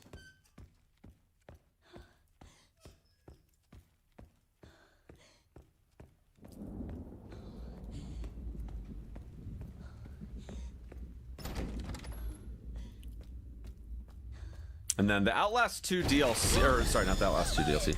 The Outlast 1 DLC, I forget what it's called, but that one's kind of got like a, I believe it also takes place in the insane asylum, but it's like a different wing of it.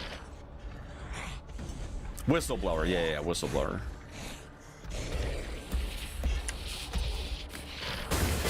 I played that as well, but I feel like that one wasn't as memorable as like the base game. I think of like the 3 experiences, I would say that Outlast 2 probably stuck with me a little bit more than both like the first game and the DLC.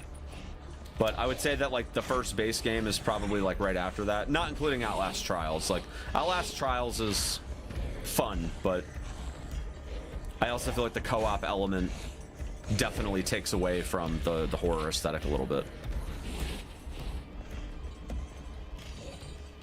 Fun game though.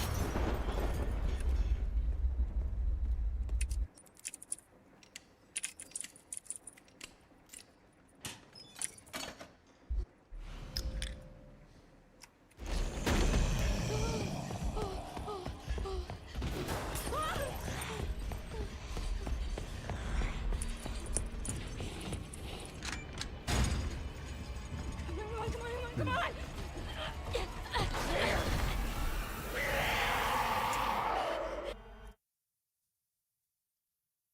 3 hours and 20 minutes on your insanity speedrun. That's still a decent time. Hey, anything sub 4 hours where you can get Speed Demon in an insanity run, I think is pretty good. We care for quite a few long-term patients. I know a lot of people are like, yeah, but it's like, you know, it's not like anywhere close to like speedrunners times. It's like, that's totally fine. Like, I think casually, like a good speedrun time in this game is pretty much anything under 4 hours, in my opinion. Dr. Gideon. Experimental therapies. Yes. It's all very cutting edge. The facility keeps a low profile due to the sensitive nature of the research. Oh, I bet it does. Not using RPG? Nope. Not allowed in this category.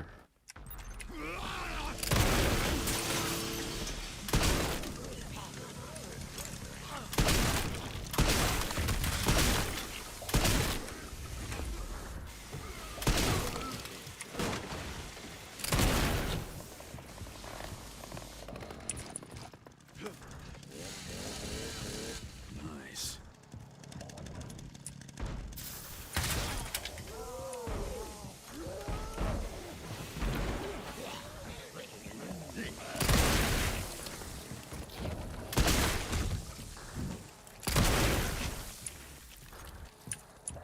heck was that? That one well. Do I have my sweat ventilators aren't working? I mean, I don't have them like on the cloud anywhere, but like, are yours just like not splitting at all, or like what's the actual issue?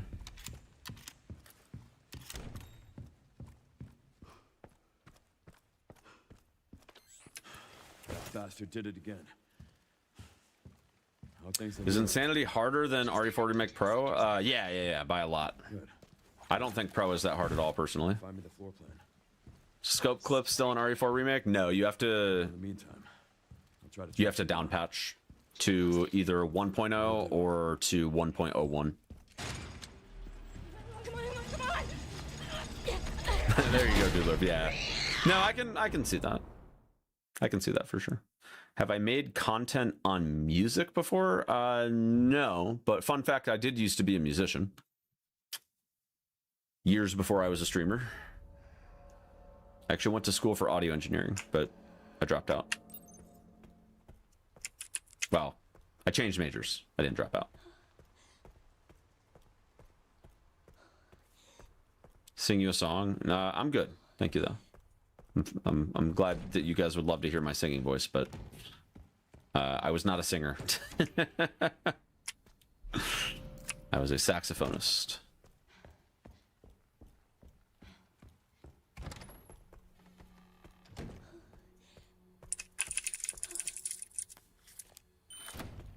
That's a W? That's what you graduated with, is audio engineering? Nice.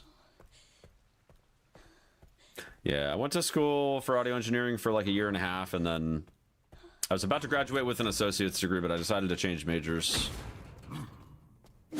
I could have definitely gone forward to like get the associate. Like I was pretty close to it, but for it to make any kind of sense for me to do it as a career, I was still gonna have to go to a 4-year school, and I had scholarships to go to a school to do music tech, which was, you know, it was adjacent enough that, you know, I still could have gotten a job.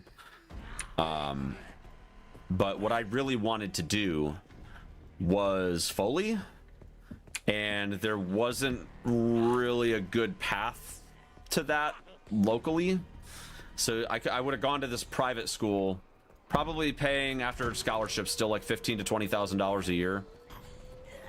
And I would have had a music tech degree, but they didn't have Foley as like classes that I could have taken. So I would have had a degree in audio engineering, but it wouldn't have been for like what I wanted to do.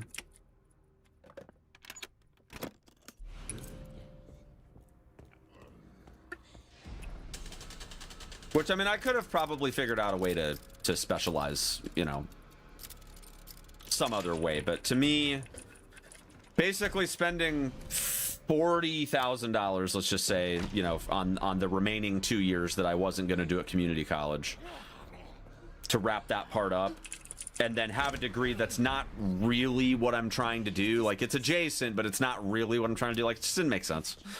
And then the other side of it too is that I didn't really want to do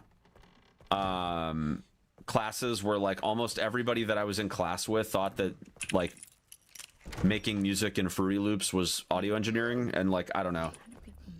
This is probably a hot take nowadays because of just like how far technology's come, but I was just getting really tired at the time of like, basically it was this, like all of the students that I was in community college with, they thought they were gonna be a rapper, and they thought that by like using Fruity Loops and going to Columbus State Community College for a audio production associate degree, that they were gonna have a really good chance at becoming a famous rapper. And I was like, yeah, I don't think that this is the right crowd for me to like try to study and like get a degree with, because like they're not in it for the same reasons that I'm in it, and it just doesn't seem like a cohesive environment to have to work with those people on a team when they're not really about trying to like work as an audio team. They're kind of just in it for themselves. So yeah, I just I wasn't about that.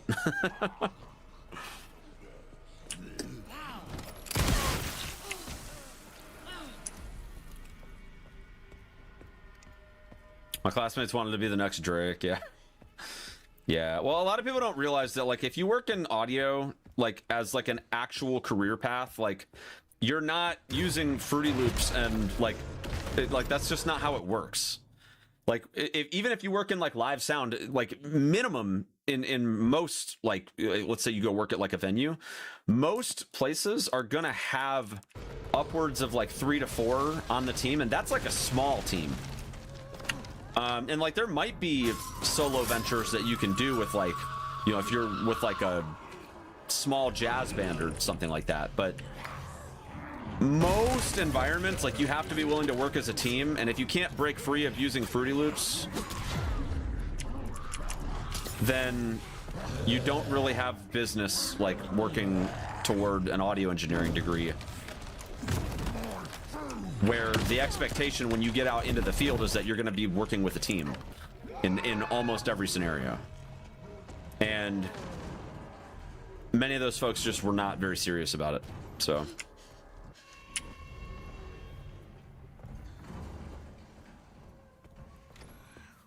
What the fuck does he mean, busted?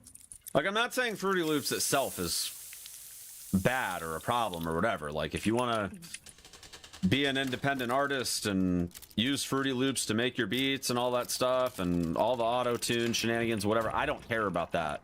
What I care about is that in the class, the expectation is that you're going to have to be able to work as a team. Dude, he's just trolling today, I guess. I don't know.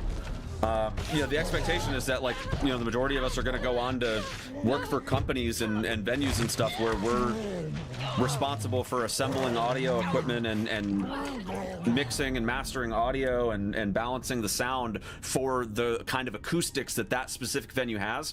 And if you have somebody that, like, doesn't give a shit about that and they're only there for themselves, like, that's the type of thing where, like, you're probably going to get fired. And so I didn't want to be a part of that culture, specifically at that school. And so I that's why I switched majors. But I switched majors at a good time. I had started working for Microsoft, and, you know, when I was about to, you know, start the next semester, Microsoft was offering to pay for my college as long as I chose a major that was going to benefit them. And so I switched to computer science instead. And fortunately, I had done quite a few gen eds, so I basically just had to take the coding class stuff since all the GEs were done. And that was about a year. Set me back about a year, but I got my degree, so. It's an associate degree, but it's a degree. I don't know if I would go back for my bachelor's at this point, but I don't really have a need to if I continue streaming as a career, but I think if I were to go back, like, looking at where my career is right now and depending on, you know, what that would look like in, say, 20 years-ish, when I'm, like, in my early 50s, you know, I still got 15 or 20 years left before I retire, you know, what do I want to do? And let's just say that, like, you know, streaming is, let's say it's something that I, you know, maybe am not as energetic or as passionate about at that age. I could maybe see myself going back for, like, a bachelor's and then eventually a master's and then doing, like, teaching broadcast, like, at a college.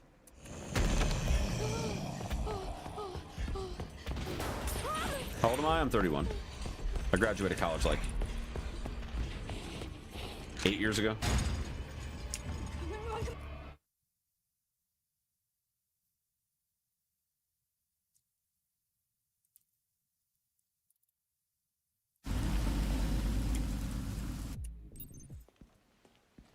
We care for quite a few long-term patients here, all undergoing experimental therapies developed by Dr.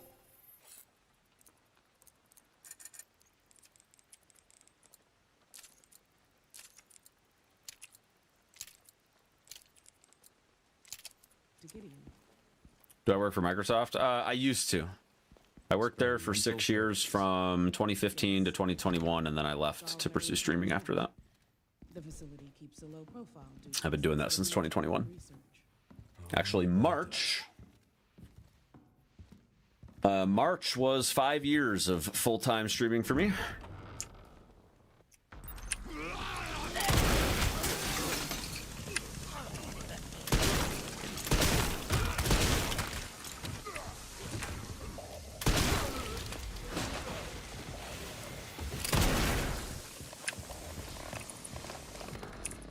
Pick it up. Thank you.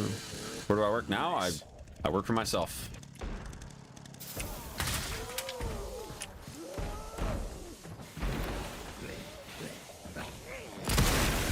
We just got a 5-piece collat. Let's go. Job streaming on TikTok. I don't just stream on TikTok, but yeah, I say streamer, but I frame it now like I've been doing it for long enough now, and I've branched out enough now that I actually do own a company that streaming is now a child of. It is branded as a media company, and streaming is a part of that. But I do freelance work. I do my own channels, obviously, but it is all under the umbrella of the company. So, Can you find me the floor plan?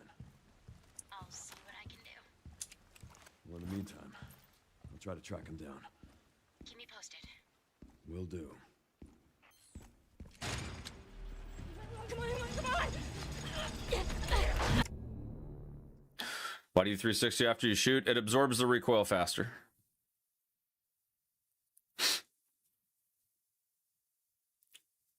Saves like a half a second every time.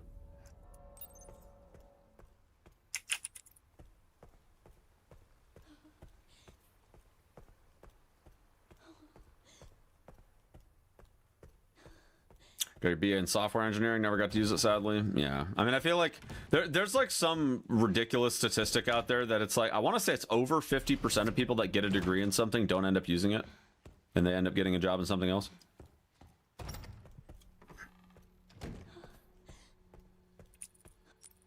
It's like, it's some ridiculous number. It's a very high percentage.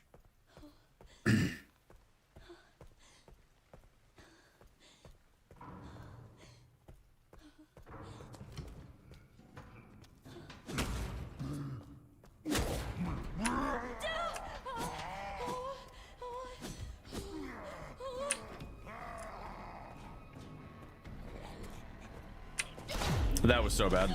I completely whiffed that. Dude, get off of me, bro. Just don't even do it. Just don't even do it. Well, this is gonna be a little bit of a problem. Am I married? I'm about to be. I will be married on July 11th. Just over 2 months.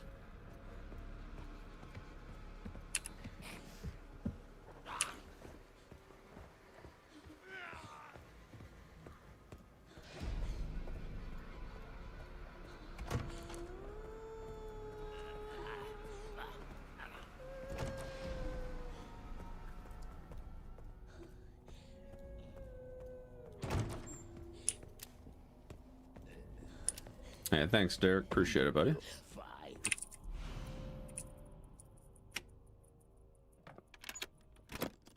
What time did I beat the game? In the speedrunning world, or like my first playthrough?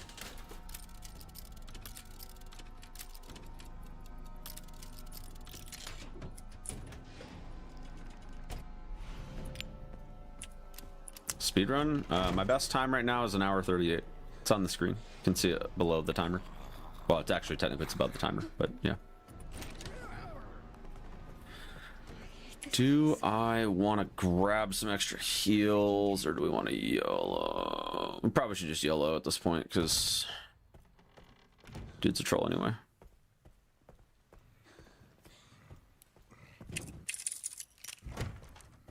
Although...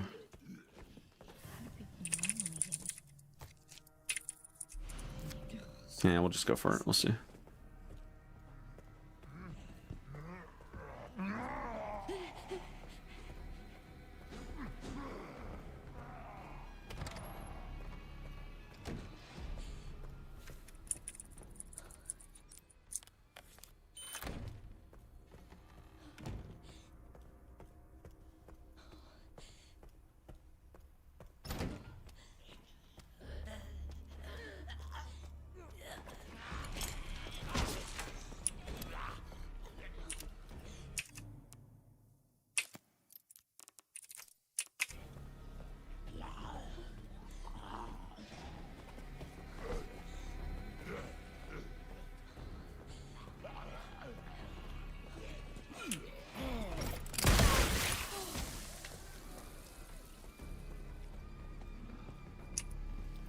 Friend graduated in IT but works as a chef. Nice.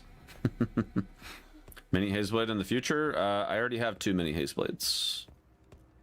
I have a 6-year-old and a soon-to-be 9-year-old.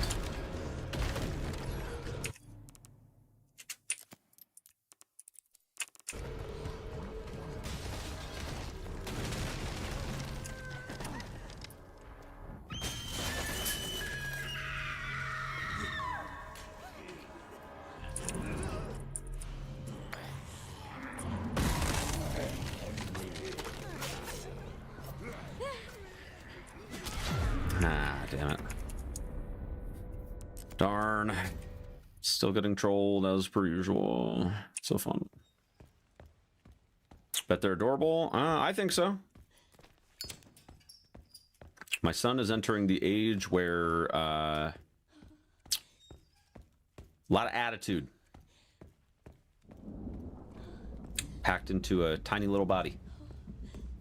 Well, not so tiny anymore. Kid's pretty tall for his age, but you know, for an almost 9-year-old, you know, he's half my size, but twice as much attitude.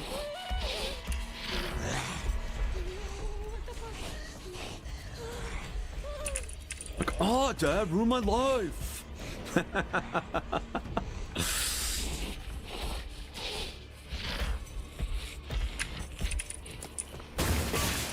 Yeah, thanks, Todd.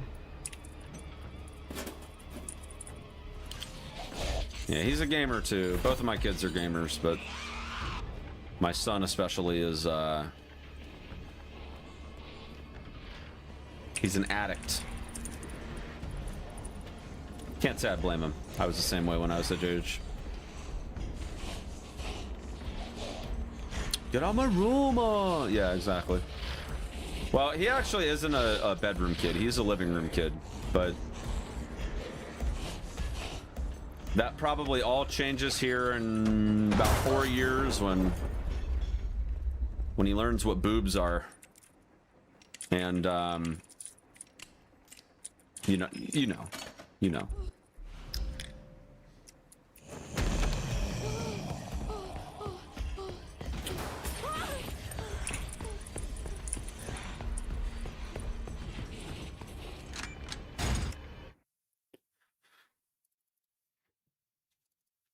Now, he's a pretty social kid, but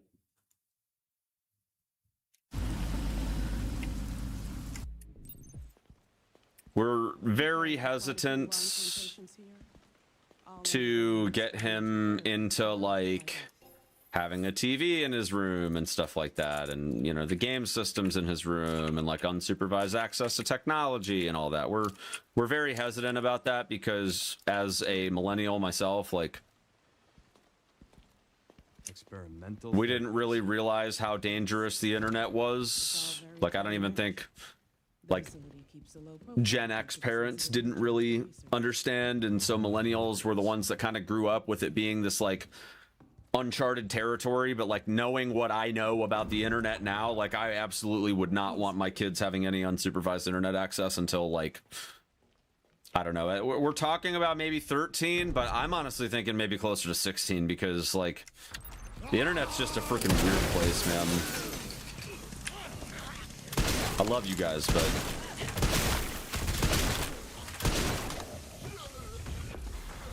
there are some weirdos online, man.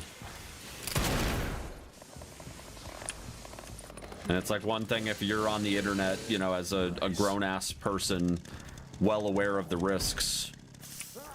It's a totally different story when you've grown up around it and you know what can happen on the internet, and then you've got little people to protect, and you just want to keep them as far away from that as possible. Like I mean, obviously it's hard because my job is on the internet, right? Like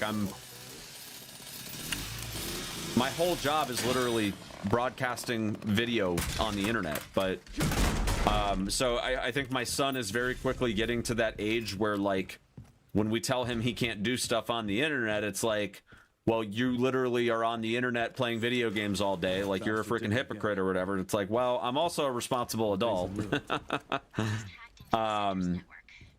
And you're not. So You're not responsible, and you're not an adult. So, that's the. Keep me posted.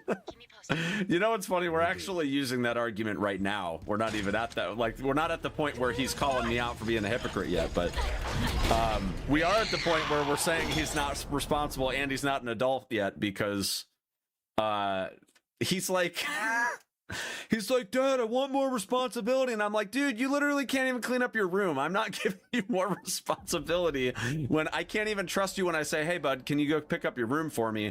That you go in there and you do fuck all. Like, it's so bad.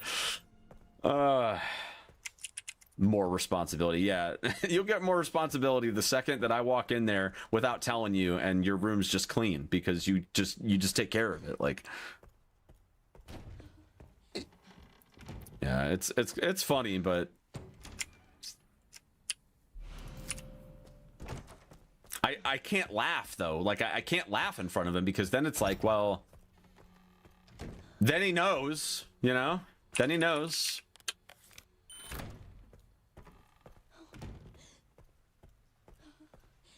Can't have him finding out, you know, that I think it's funny.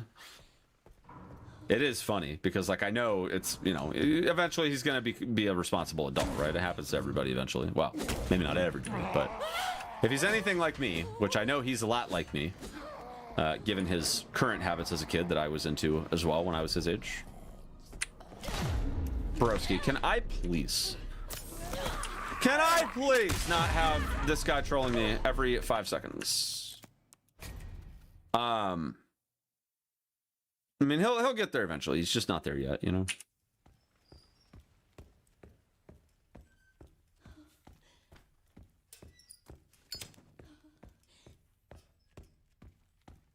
I try not to stress about it too much, but... Oh, it drives my fiance nuts, man. Oh, she gets so mad. She gets so mad, chat. You don't want to see her when she's mad. Trust me.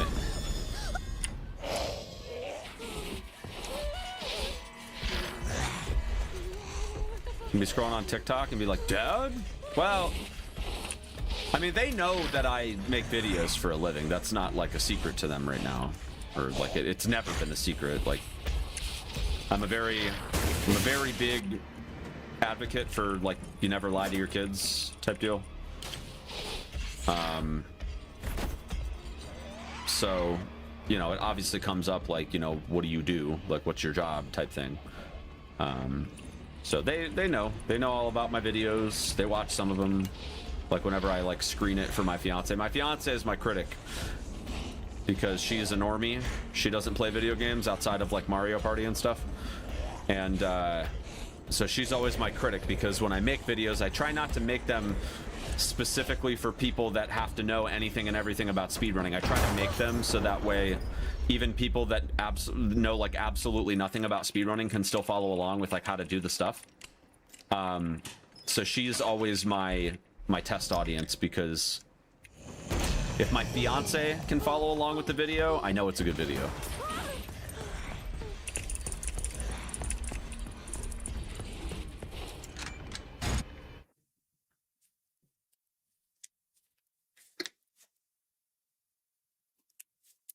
How much RE9 speedrun do I have left in me? I don't know, Kevin.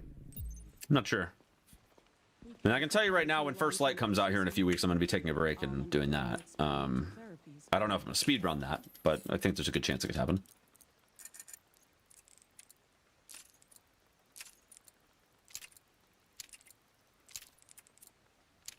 By Dr. Gideon. Experimental therapies. Do I post the VODs elsewhere? Do they say on Twitch? Very cutting edge. So I keep the VODs on YouTube, but I don't post them. Oh, I bet it does. I'm kind of between... I'm between some ideas on...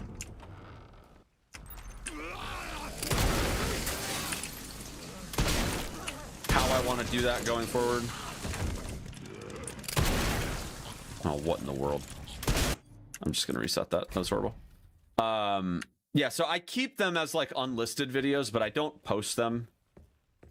because I don't necessarily like flooding my channels with like VOD content.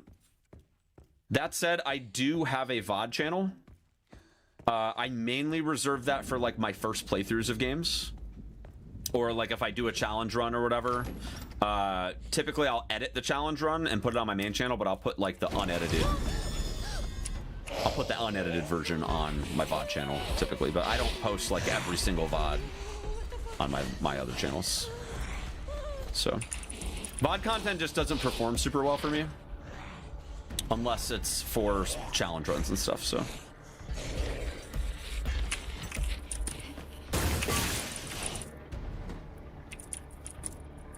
in a perfect world, I would make it so that way every content, you know, every tiny bit of content that I make is like searchable. But it's just hard to do it with VOD content because there's times where I'm grinding a speed run for 3 weeks and it's literally the same. It's the same thing for 3 weeks straight until we get the time. And, you know, some good discussions are had during that time for sure.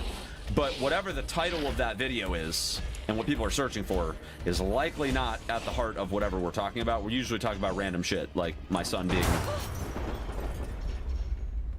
a crazy little boy or RAM prices or whatever, which usually has nothing to do with the actual speedrun itself. So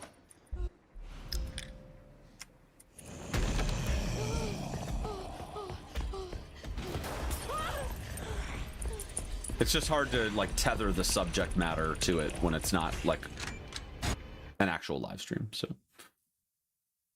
maybe someday I'll figure out a nice smooth way to do that, but in the meantime it's just not super feasible. And again, it's my main channel, so I don't really want to flood it with We care for quite a few long-term VOD content that's gonna potentially make it harder to find my other stuff if you're like browsing my channel specifically.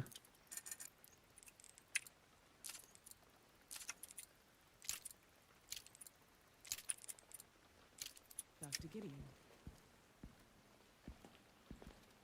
Experimental therapies. Yes. It's all very cutting edge. The facility keeps a low profile due Excuse to me. the sensitive nature of the research. Oh, I bet it does.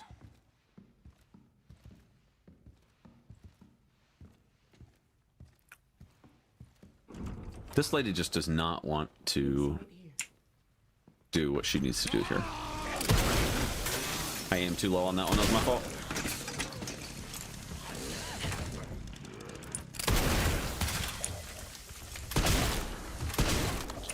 Not so bad.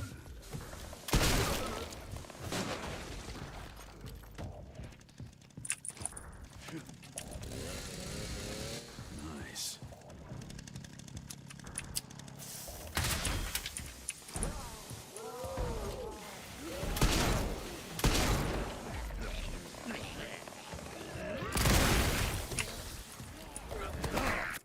Oop.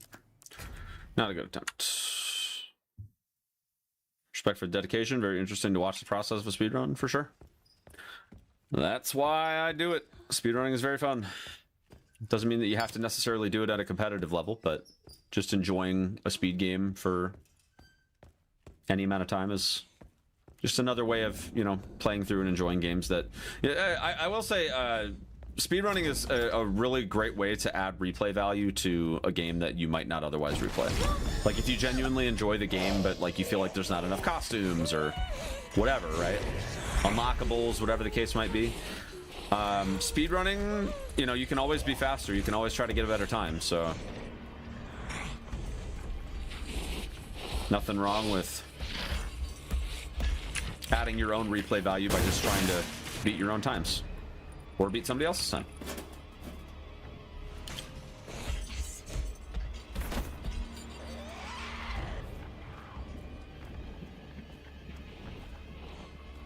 Do you play the beginning section? You can, but I don't run that category. I run the no intro category because having to run through the Runwood Hotel for 8 minutes is super not fun. Especially given that there's no combat during that whole time.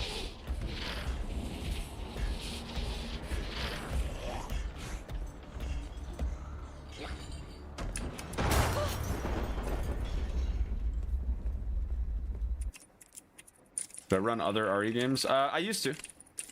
I typically run whatever's like new that is fun to run. So before this, the last 2 games that I ran were MGS Delta and Wusheng. So it's not just exclusively RE games. I run all sorts of games, but I mainly try to keep it within Souls, horror, and espionage shooters. But I'd say the espionage shooter situation is a more recent change. Delta was my first game of that genre that I started running.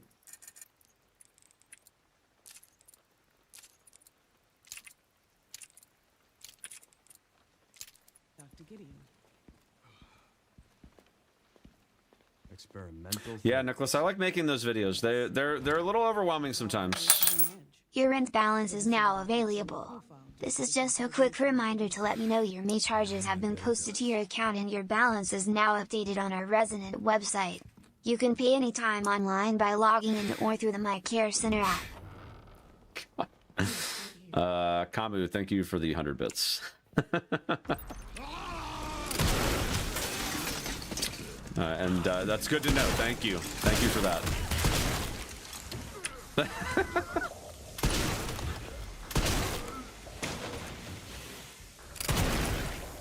Very, very insightful.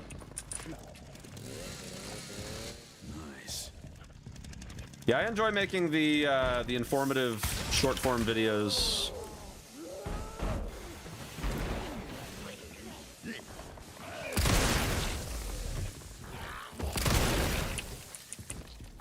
They can be a little overwhelming sometimes though, because I'm usually making batches of like anywhere from like 6 to 12 videos at a time.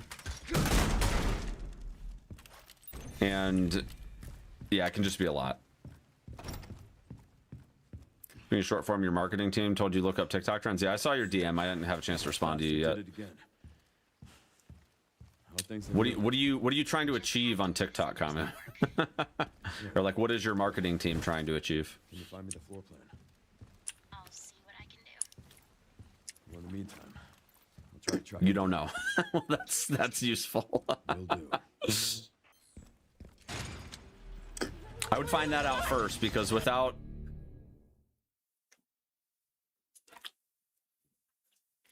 knowing like what the goals are, it'd be hard to give any advice.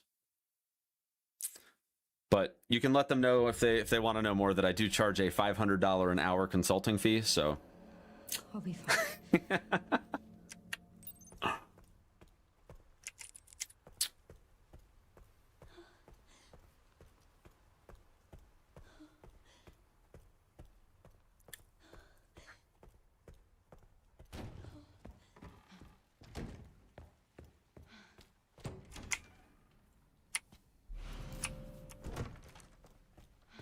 imagine it's just exposure. Yeah. Well, I mean, honestly, like making a good TikTok is, I say it's easy, but it depends on like what the goal is. Like I said, I mean, you kind of have to know like what you kind of spin on, like how to hook people in short and tie it to like whatever that goal is. Did my whole stream just get shut down, or is it just my... It says it's my... Oh my god, not again. Would you stop, Chief? Jesus. Hold on. Is my whole stream down?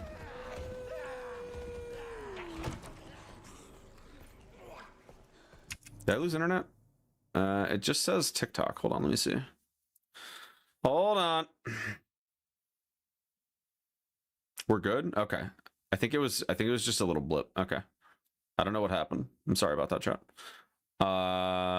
Cool. All right, let me minimize that. Twitch, are you guys there? Are we still here? I stuttered for like a second. Okay, we're good. Okay. I got a big old notification on TikTok. Did buffer. Okay. I think I just got a lag spike as always. Let me look at my internet status thing. Yeah, it was just a little spike. Okay. Cool, man. All right, back to it. Anyways, what I was saying, Kamu, is that, you know, it's not necessarily hard to make videos for TikTok. It's just you kind of have to figure out how to put your own creative spin on whatever topic you're making videos for and learn how to hook people. But without knowing like what your company's goals are, it would be really hard to like figure out how to shape that. But if I knew more about that, I could probably help. But again, I do charge a $500 an hour consulting fees. You know.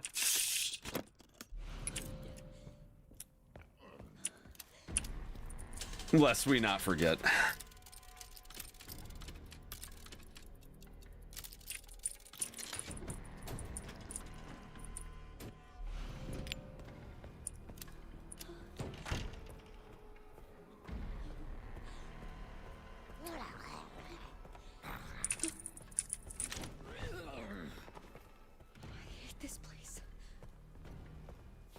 Charge more than your lawyer and accountant combined.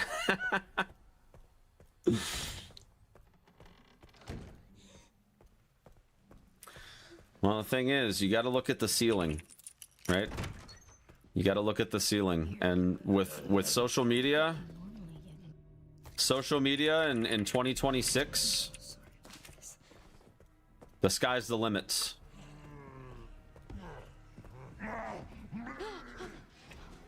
Let me put it to you this way. I invested a little over $1,000 last year to help lay the foundation for like what my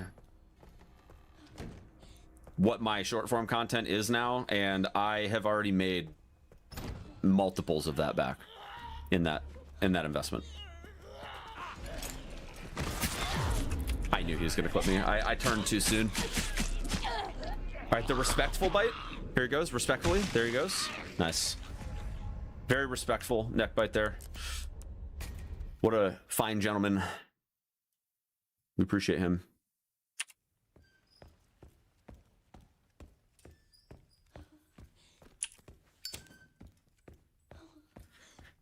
I mean, there's genuinely people on TikTok making 6 upwards of like 7 figures just on TikTok. If you know how to attract the audience. I don't think I'll ever get to that point with TikTok because speedrunning as a niche is just... It's a little too small for that, I think. But 1K, 100K, 6 or 7 figures. I mean, there's definitely TikTok creators out there making that. But you're also like you're also taking into account the fact that like you have to know how to monetize like every element of it. Like there's so many different avenues for monetization on TikTok. Like you can work with like musicians, and like some musicians will actually use the promote feature to promote like their music with other creators, so that way like it'll play their sound or whatever and you'll get paid for it.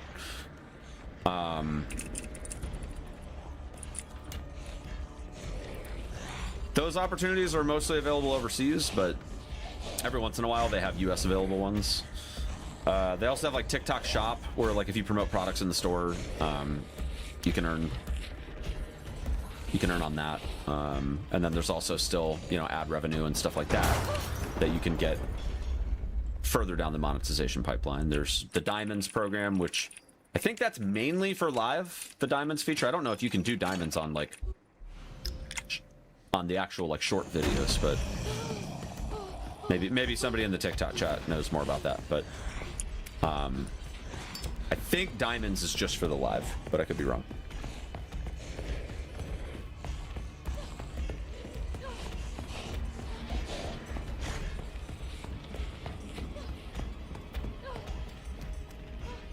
I am going the wrong way. That's so funny. Haha. Is it harder to be a content creator in 2026 compared to like 2016? Oh my god, yeah. Like exponentially harder. It was already oversaturated 10 years ago, and now it's 10 times that. If you're making... I'm gonna be completely honest with you guys. If you're making like $100 a month just casually making content, you're already in like the top 1%. because there's so much saturation right now that making any money at all is still considered to be like kind of a rare thing. Like, it is so hard to make money in content. But the thing is, like, when you figure out how to do it and do it really, really well, it's one of the most lucrative business models that's out there right now. But the thing is, it's still going, even after you quote unquote make it, it remains and always will be for newer creators a competitive scene. Like, you can drop in relevance, or you can, you know, like, if you don't upload frequently enough or whatever, like,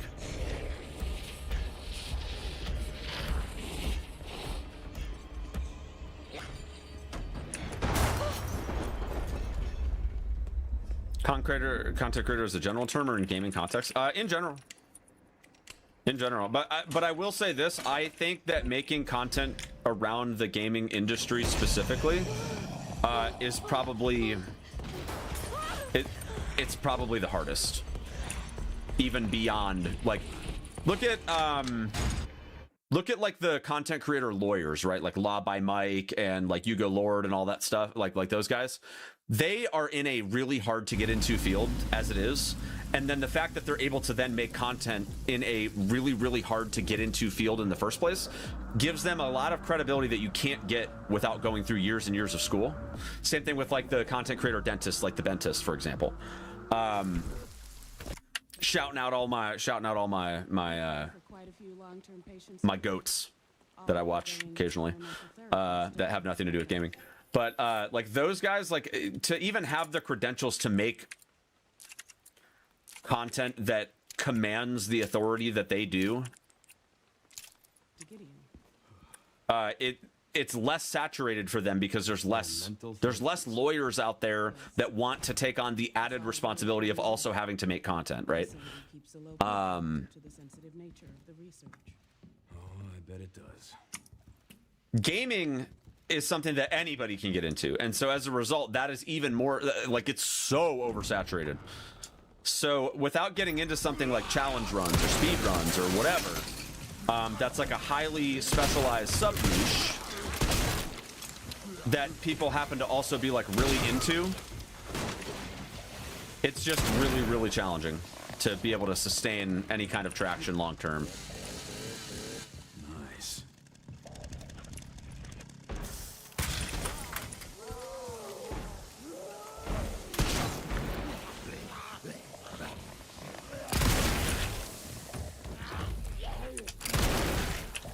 Had to wait on that one.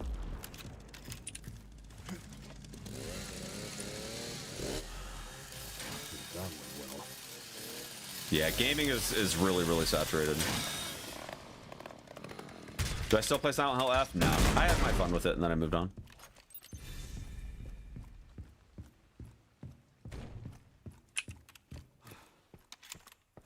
But I also think, if I'm being honest, for most content creators out there, like, just doing it as a side hustle, like, if you get monetized and, like, you don't want to do the grind, you just want to, like, casually make content whenever it's fun and, like, you have something interesting to put out and you don't really care about consistency or whatever, like, just making, like, a couple videos here or there and, you know, making an extra $100 a month, $200 a month, just for some extra cash, like beer money, or, you know, you want to take your kids somewhere nice or whatever, like, and just saving it up, like, there's nothing wrong with that. Like, not every creator out there needs to be a full-time content creator. And I'm going to tell you right now, like, I've been doing content creation completely full-time with, like, I was doing it full-time as a moonlighter for like 3 years. But full-time, I've been 5 years as a, like, no second job, whatever, full-time creator. And it's not a 40-hour a week job. It is a more off, like most weeks, like I'd say like 9 months out of the year, it is a 50 to 60 hour a week job. And those other 3 months out of the year, it is an 80-hour a week job. Like, that is what it is. And if you're not in, like, the 6 to 7 figure earning crew, that can feel really debilitating really, really quickly. And so for that reason, like, I recommend to most people, unless you're really passionate about it like I am, like, you don't need to do full-time content. Like, it's not everybody needs to be a full-time creator, and you will burn out if you're not giga passionate about it. I do it because I love it. I do not do it for the money at all. You know, obviously, like, I need to make enough money to feed my kids. But if I made $1 million doing it, it doesn't matter to me really whether I make $30,000 a year, $300,000 a year, or $3 million a year. Like, it doesn't matter to me, like, because the money in and of itself isn't important. The fact that I get to do it and not worry about money is what's important.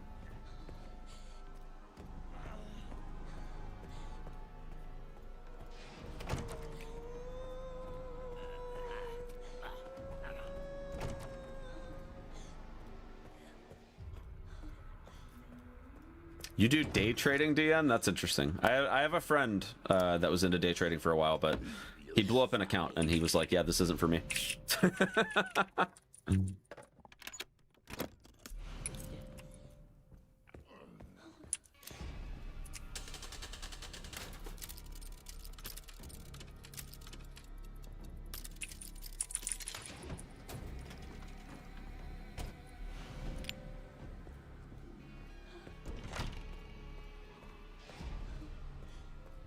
Hey, thank you, Raven. Appreciate it.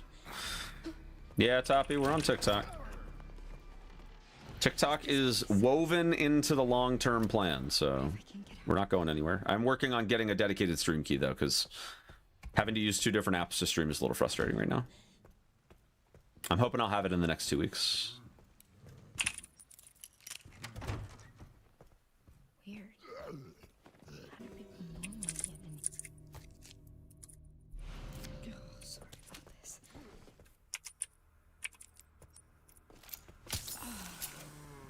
I think the majority of content creators unintentionally think they should be making it like Kai Cenat, but the reality is most content creators have a job to supplement because they can't make ends meet alone. Yeah, I agree with that. And honestly, like, I'll level with you, chat. Like, I definitely went full-time a little earlier than I should have. Like, I would feel confident enough now to go full-time. Like, I think with what we're doing in short form right now and on TikTok and the other platforms and everything, like, I genuinely do think that if I had another job right now and I was looking at everything, and let's just say that I had saved up, like, I don't know, 6 months worth of emergency fund type situation, like, I would definitely feel confident doing it now. But I did it way too soon, for sure. I didn't have a plan. I was just like, yeah, COVID made my job suck really bad, so I'm leaving. And didn't really have a plan, and I definitely, but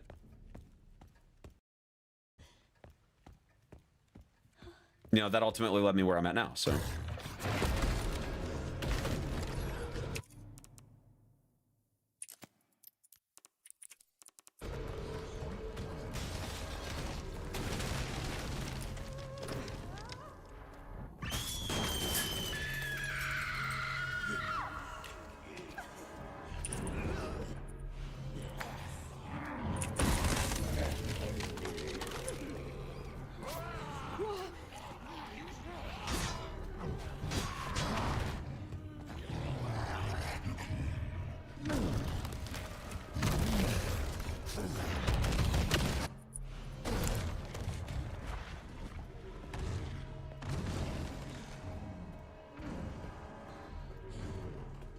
I think there's some misconception there too. There's streamers that put in like 16-hour days. They also do their starting soon screen for like an hour, spend another hour shooting the shit, take breaks every 45 minutes to eat. When you compare that to like an oil rigger or a bricklayer, yeah. Well, yeah, and I think that the reality is, even though Richardson. Why did you kidnap me? Kidnap you. yeah, EF emergency fund, yeah. Liberated you. Who are you? Oh, you do swing trading? There you go. Forgive me. Dr. Yeah, 3.5 year emergency fund is pretty solid. They say 3 to 6 months is all you really need, but yeah.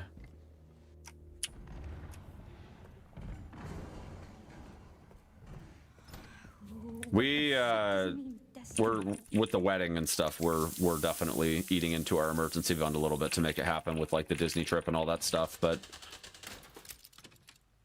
I did the math on it, and we should have our emergency fund back to where we want it to be by like tax season next year. So feeling pretty okay about it.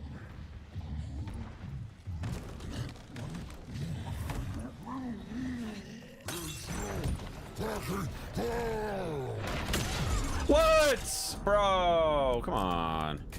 Stream 4 hours a day, 5 days a week, and do nothing else for YouTube or anything else. Oil riggers ain't got shit on my grind.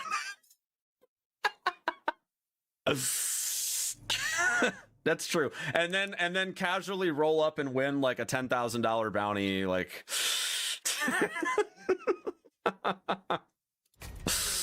yeah. Casually roll up, put half-ass effort in, win 10 grand, live off of that for like 6 months. What's up, Spicer?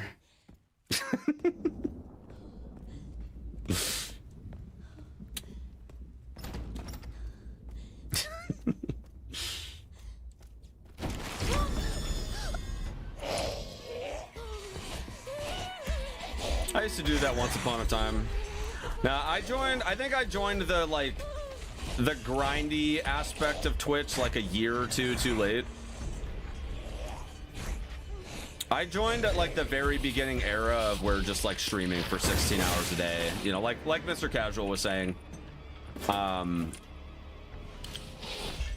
You know, like going live for 16 hours a day. Here's the thing, like if you're actually making content for 16 hours, that's one thing. But most people aren't. Most people take a lot of breaks. And here's the thing, if you're doing 16-hour streams, you should definitely take breaks. But like, if you play for 15 minutes and then do nothing for 45 minutes and then play for 10 minutes and then do nothing for 30 minutes and then play for 30 minutes and do nothing for an hour, like, I personally think the best content out there is when you have the visual element of playing the game and then you have the conversation pieces going like we have right now. Like, in my opinion, that's the best live content. And I'm not saying there isn't a time and place whenever, like, you know, Spicy's trying to snipe that first PB on YouTube the minute that the RE9 DLC comes out and going for the day one world record, right? Like, there's definitely a time and place for that. I fucked up. I have to restart. There's definitely a time and place for that. But I think that, like, going completely silent for 5 hours, not saying anything, and just, like, playing a game and not engaging the audience, like, there's very, very few scenarios where that actually works. And especially in, like, the speedrunning scene, that might only really work if you're, like, in a tournament setting or, like, you're really, really adamant about getting the PB and, like, that's what the content is it's like, you know, we've been grinding for 2 weeks and I'm going to shut up now and we're going to get the PB. But, like, it's been building to that point. It's not like, you know, just, like, every single stream is like that. You know what I mean?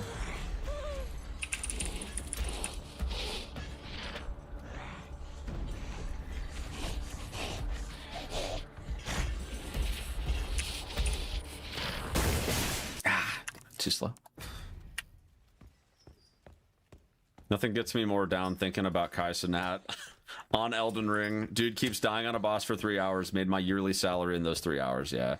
Well, I think anybody that's like trying to compare themselves to like Mr. Beast or Kai Cenat is just, you're only hurting yourself trying to be like them, trying to make content that looks like theirs, feeling like you're not enough because you're not making that kind of money. Like, for every Kai Cenat, there's 5 million streamers making no money. Like, there's literally tens of millions of people that try to make content, and only the top 0.0001% will ever make $1 million in content. Like, I think to even be in like the 0.01% that makes anything is pretty damn cool.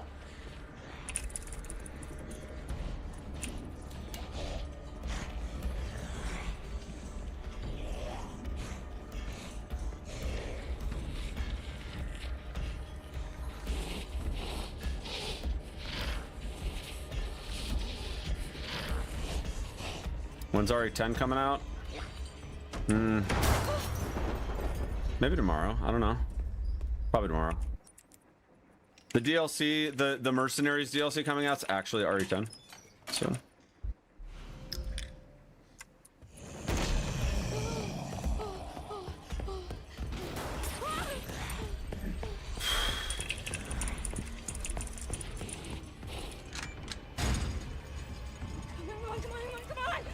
Want to make money and own stocks like Berkshire Hathaway does?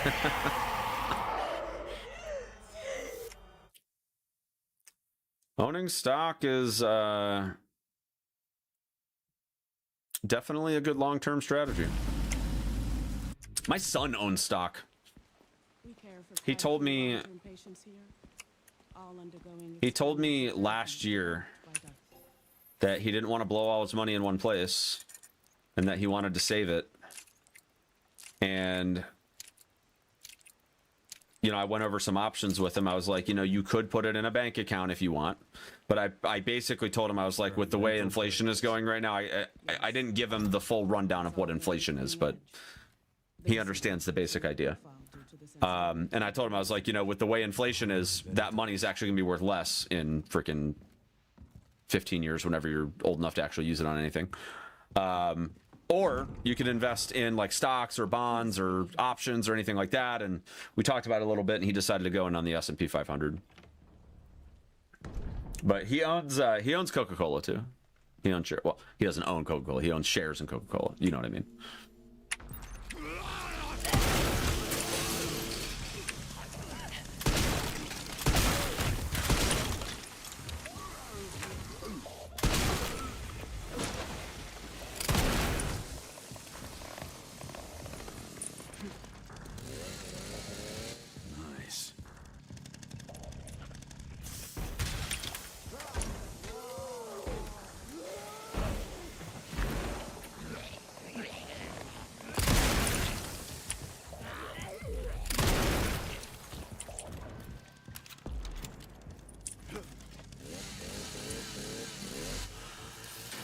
Yeah, he's in on the S&P 500 for like 90% of his portfolio roughly, and then the other 10% is directly in Coca-Cola stock.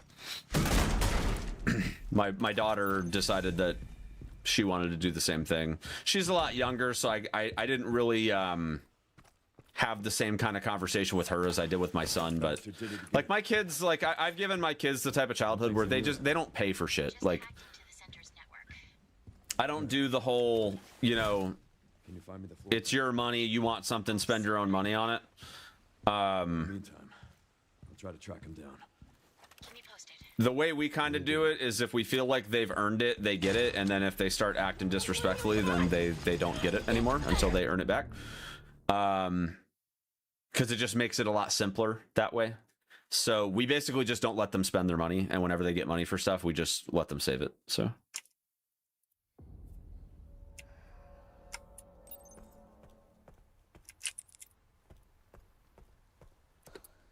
it's smarter than 99% of investors. S&P 500 is fucking solid. Yeah. Oh yeah, for sure. I personally think that any young person investing right now that wants to at least have like a stable portion of their portfolio that has like moderate level of risk, that, you know, it's stable, but it still has like really high rate of returns year over year when you look at like decades worth of data. That even when it dips, like historically, it recovers and does really, really well after the fact. I think any young person right now, like, you should do a high risk portfolio. You should invest in tech. You should invest. By the way, I'm not a financial advisor. This isn't financial advice. This is just me throwing shit out to the wind. Like, having some risk factor stuff for sure is definitely appropriate. But I don't think you can go wrong with the S&P 500 at any stage in your stock investing journey. S&P 500, like I said, I mean, 10% year-over-year returns on average over, or what is it? Is it 7% or 10% over the last 10 years?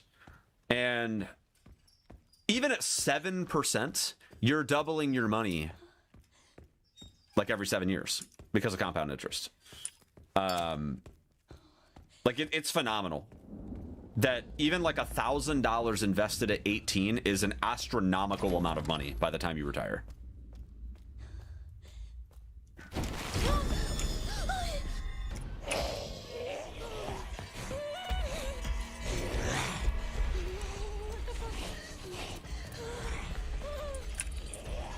Hey, no problem, Dandy. No problem.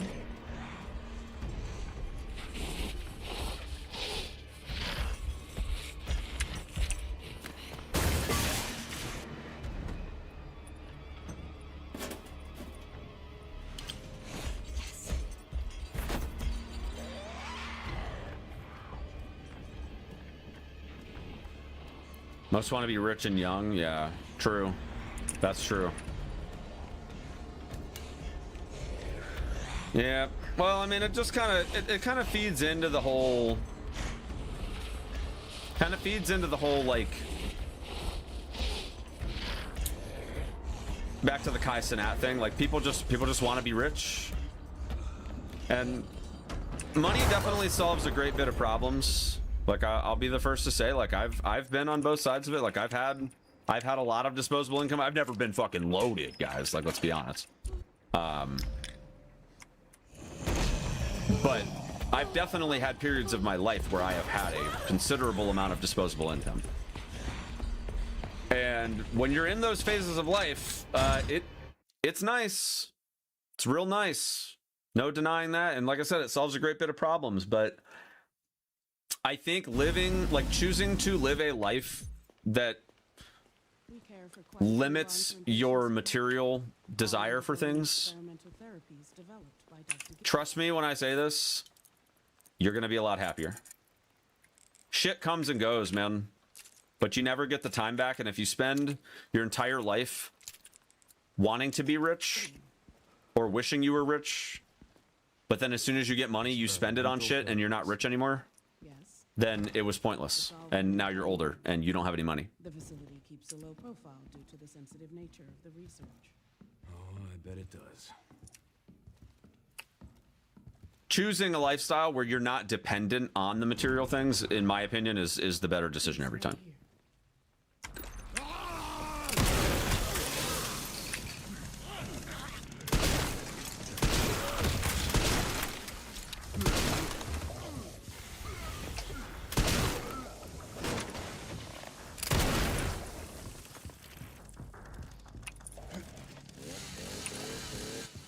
Counterpoint, I enjoy Wagyu beef and sashimi. You do know that you can, you know, you can choose other amazing foods that are way cheaper and make them from home. For example, or homestead, you know, you could homestead too. But, case in point, you go to the grocery store and it's like $5 for a tiny ass bag of chocolate covered pretzels, right? And like, let's say you fucking love chocolate covered pretzels, right? And let's say you buy one bag of chocolate covered pretzels every month for $5. That's $60 a year that you spend on chocolate covered pretzels. Instead of that, what you could do is you could buy a brick of almond bark Well, in the meantime, and a bag of pretzels. Make will do. 10 times the amount of a single bag of chocolate covered pretzels for a fraction of the cost, and invest $20 in a double boiler, and in like 2 months you've already made that. Maybe not, it'd be a little more than 2 months, but it'd be like in 4 months you've already got this tool that allows you to make them at home and have the exact same experience for years and years to come, now at 10% of the cost.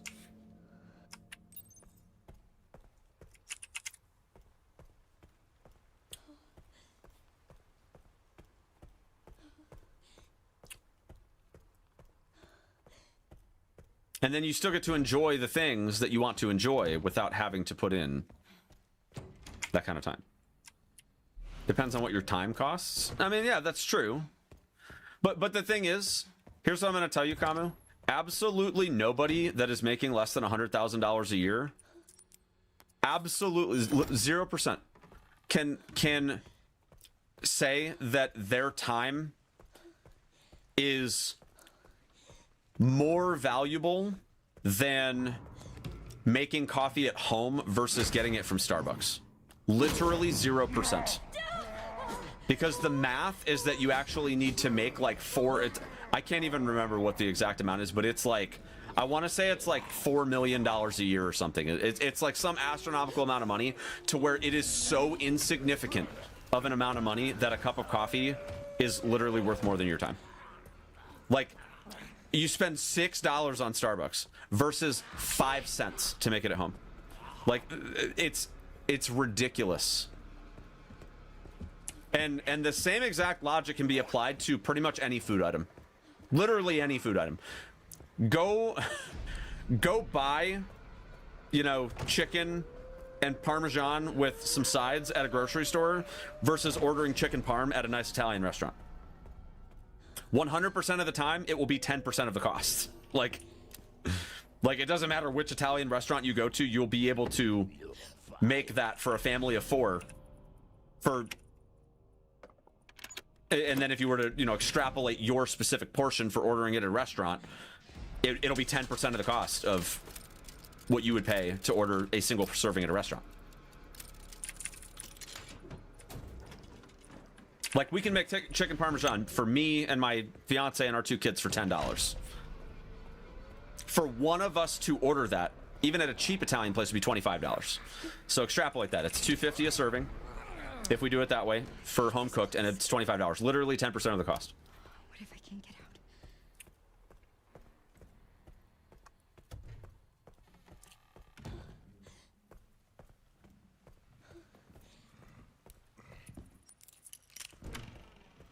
And if you were to meal prep that, let's say you didn't have a family, right? You were going to meal prep like 4 chicken parms.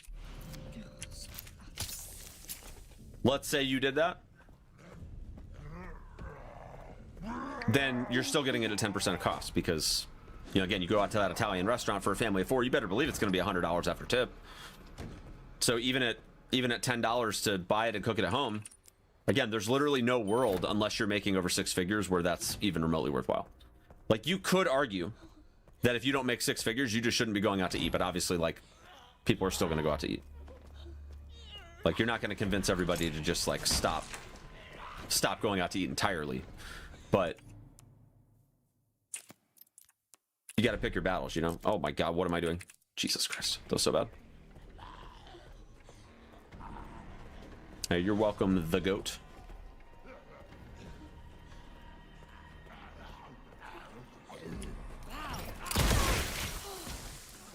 Surprised that guy died.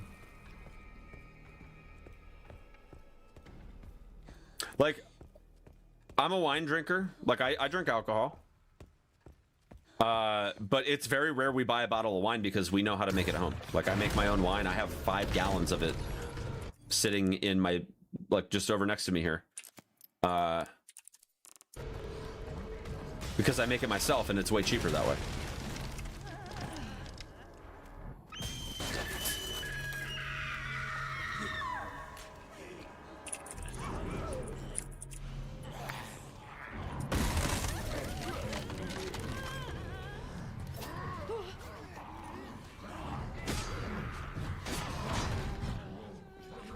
Wedding invite must have gotten lost in the mail. Yeah, it got lost in the mail.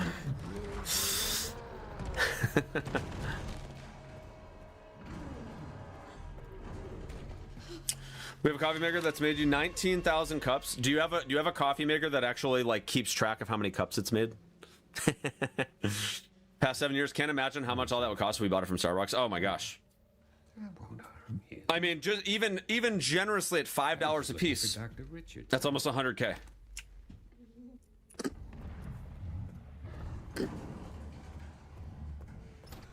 What the fuck does he mean? Now, if you were to get like black coffee at Starbucks, it's probably like what, $3 or $4. It's probably a little cheaper, but even so.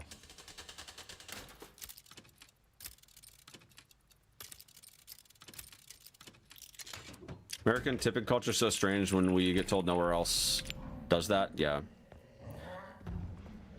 Well, the restaurant business is just completely jacked up in America.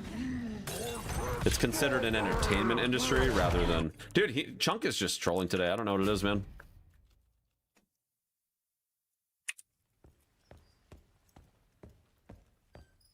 I don't ever understand people who buy coffee out. Well, I think a lot of people that buy coffee at like Starbucks, it's not even coffee by the time it's made. It's literally dessert.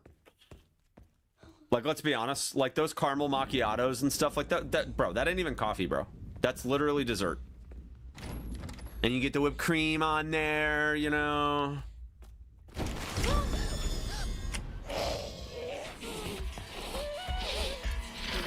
If you're buying candy, you're not buying coffee anymore.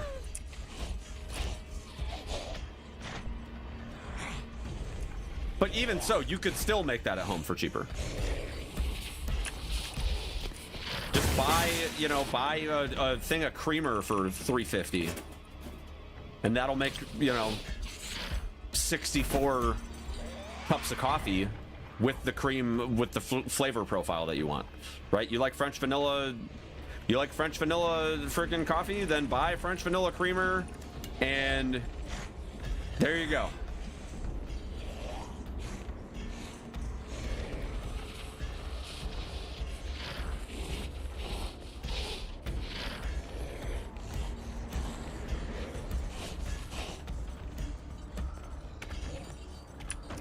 How do you guys drink your coffee, by the way? You guys drink it, you guys drink black coffee, do a little splash of cream and sugar with the, what's everybody's goat?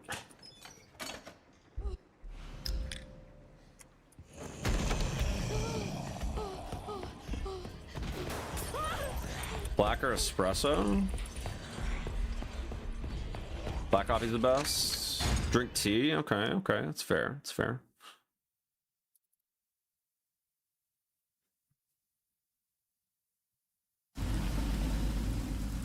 Coffee with milk and honey. I don't think I've ever had my coffee with honey in it. We care for quite a few long-term patients here, all undergoing. I have recently, like within the last roughly, I don't know, 2 years or so. Like recent for me, considering that I've been drinking coffee for basically my entire adult life. Dr. Gideon. I've recently switched from creamer to milk because creamer is just so calorie heavy. It's actually ridiculous. That's why I got so heavy a couple years ago. It was from having 2 sugary, creamy coffee drinks a day. So I cut my coffee intake down to 1 cup a day instead of 2. And instead of creamer, I use milk and I use half as much sugar. So now my calorie intake on a coffee is like 60 instead of like 150. I was literally drinking 300 coffee calories a day. And that doesn't seem like a lot, guys. It's a lot. That is a lot. Especially when you have a little bit of a sedentary lifestyle like I do, where I'm in a chair a lot. Nice. Oh my gosh, yeah. Some of the Starbucks menu items are like... They're like 600 calories.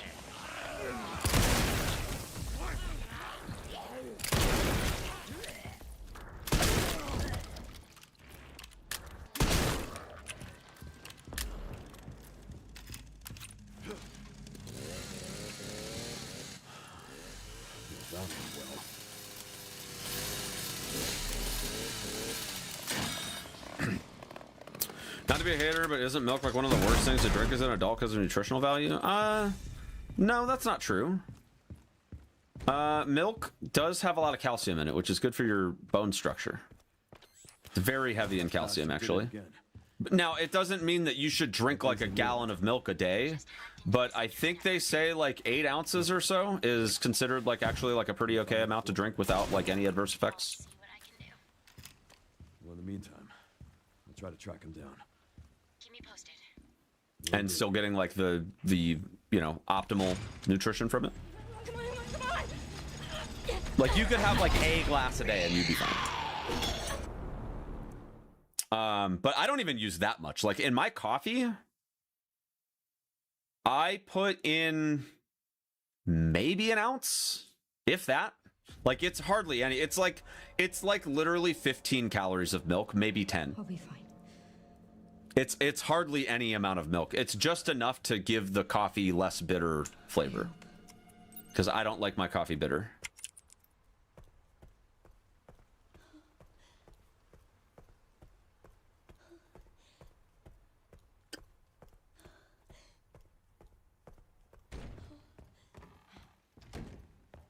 But it's just a splash. Like I said, it's maybe an ounce tops, which I think that's because I want to say an 8-ounce glass of milk is 100 and I think it's 160 calories for 2% milk.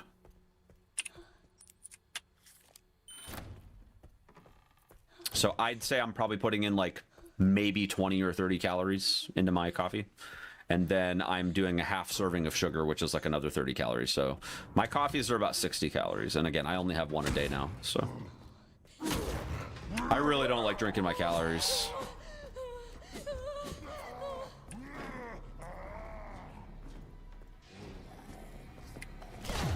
Bro, stop.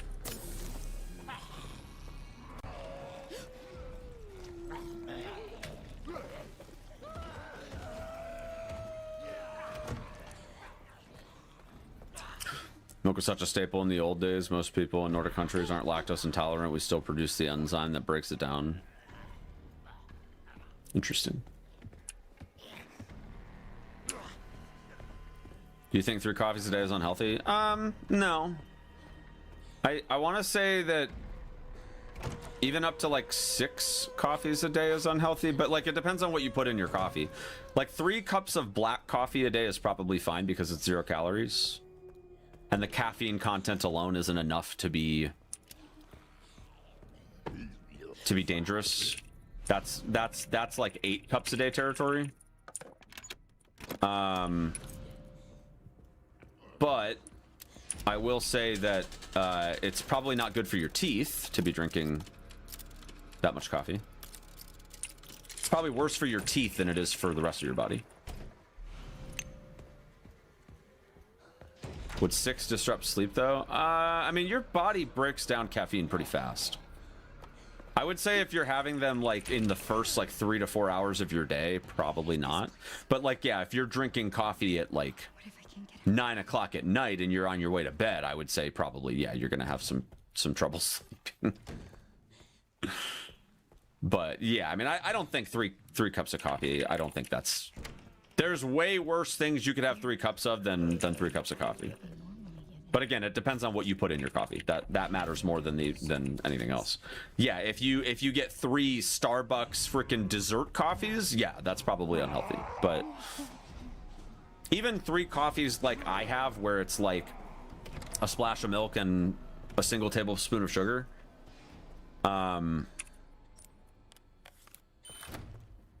that's like, you could have 3 cups of that and it's fine. Like, it's not even 200 calories a day in coffee. But I personally don't like to drink that many calories. It is very rare that I drink more than like a couple hundred calories a day. Drinking calories sucks. Nothing worse than being hungry and half of your calorie intake that you should have to maintain a healthy weight is coming from drinks.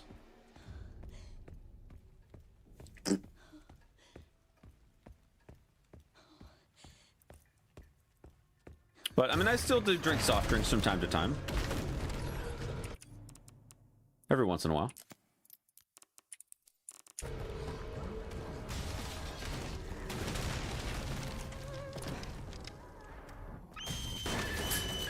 Yeah, I'm glad that I cut my dependency with coffee. I don't think I've ever been addicted to coffee. I know that some people say that coffee is addictive. I don't know if that's actually true. I don't know if it is. I don't think it is. But I am glad that I have been able to easily get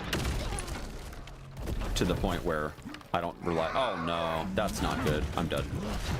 Yep. That's so unfortunate. I mean, I know caffeine withdrawal is a thing for sure. But I personally think that withdrawal symptoms is not the same thing as addiction personally.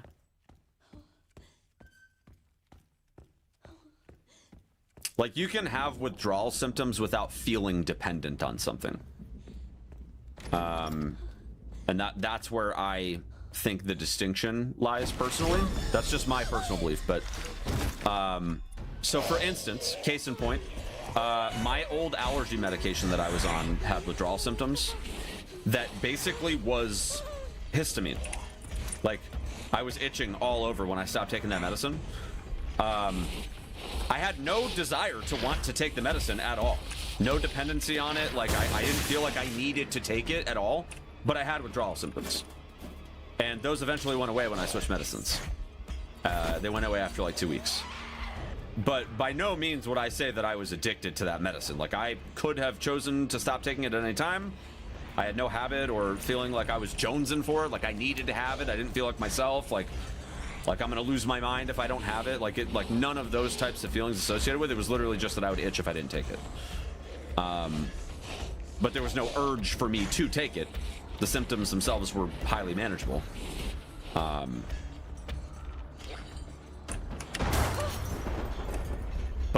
I feel the same way about coffee.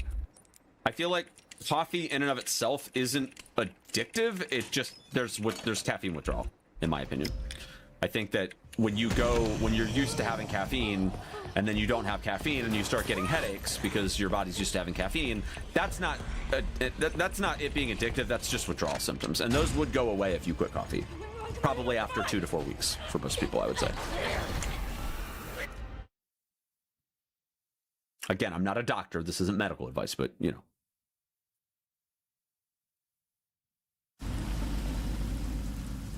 But I also would say this. Just because something isn't addictive, right? Like, just because something doesn't have a chemical in it that is linked to habit-forming processes doesn't mean that that thing itself isn't addictive, right? Anything that gives you a dopamine reaction, like internally, can be addictive. Anything, any stimulus that produces satisfaction in your brain can be addictive. Literally anything. And I would say not even just dopamine. I would say any hormone that is associated with positive feelings, serotonin, all that good stuff. Yeah, dang it.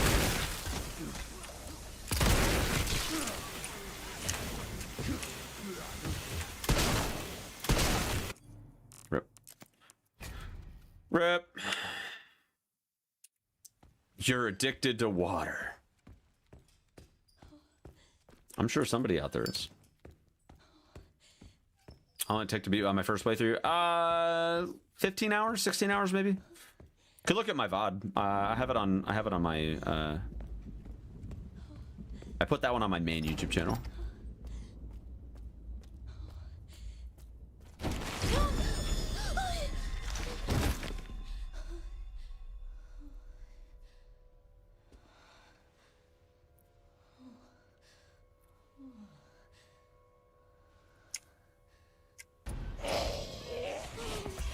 You know you can die from water poisoning? I did know that.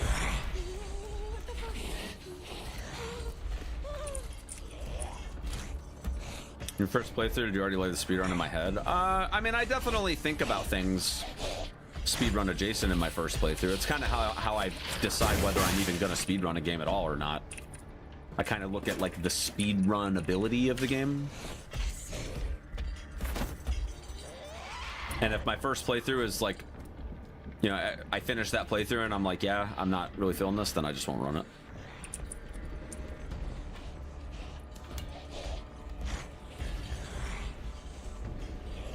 There's people who are addicted to the stretching when they wake up. They'll curl back up just to stretch again. I believe that. I'm probably one of those people, I'm gonna be honest with you.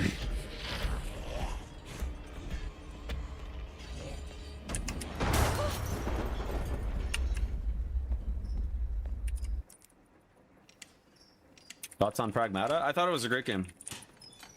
I don't think I'm gonna speedrun it. The speedrun looked just a little too busy for me personally. The game itself was fun though. I had a good time playing it.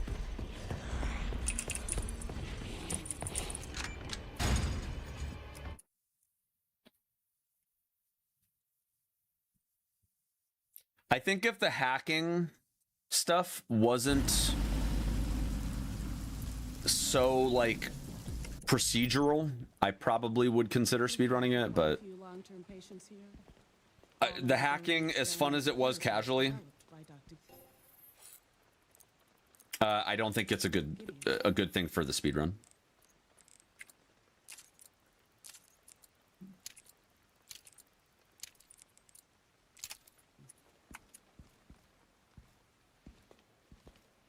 Experimental therapies. Yes. It's all very cutting edge. When people start speedrunning RE9, yeah, it was about a week or so after the game dropped. Usually what happens when like a big new hype speed game comes out is there's a period of like a week or two where we kind of have to like figure out how to play the game fast. And like I know that sounds really simple, but when you start speedrunning a game, it kind of changes the way that you approach a lot of stuff. Dude, okay, my aim is just shit today apparently. It kind of changes the way that you approach the game, and like a really good example of that with RE9 is that like everybody thought when this game first came out that third person was going to be like the goated way of doing the game, and then within like 2 days of people looking closer at the speedrun, it was already figured out that like third person just sucked ass for most of it. Like as soon as people started playing Leon in first person and realizing that you can like turn corners faster and like you don't lurch around as much and all that, like as soon as people started testing it, they were like, holy shit, this is like way faster. What did I just do? Oh, I'm so stupid. I am not focused right now. It's okay though.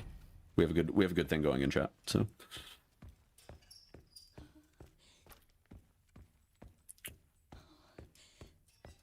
We solved the issue from yesterday? Yeah, I just had to restart my game. It was fine.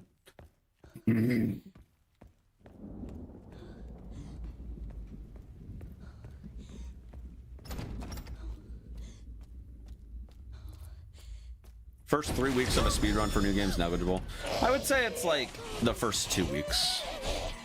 I would say by the third week, like that's usually about the point where people are starting to finish runs. Even though they're not like really great times, like it's, you know, right in the middle of that third week is about when things start to get interesting. And then depending on the game, there's usually about a period after that point of like 4 to 8 weeks where the speedrun's like super, super hype, and then it just starts to trickle down after that point. The only game I've seen in the RE franchise that's outlived that has been RE2 Remake.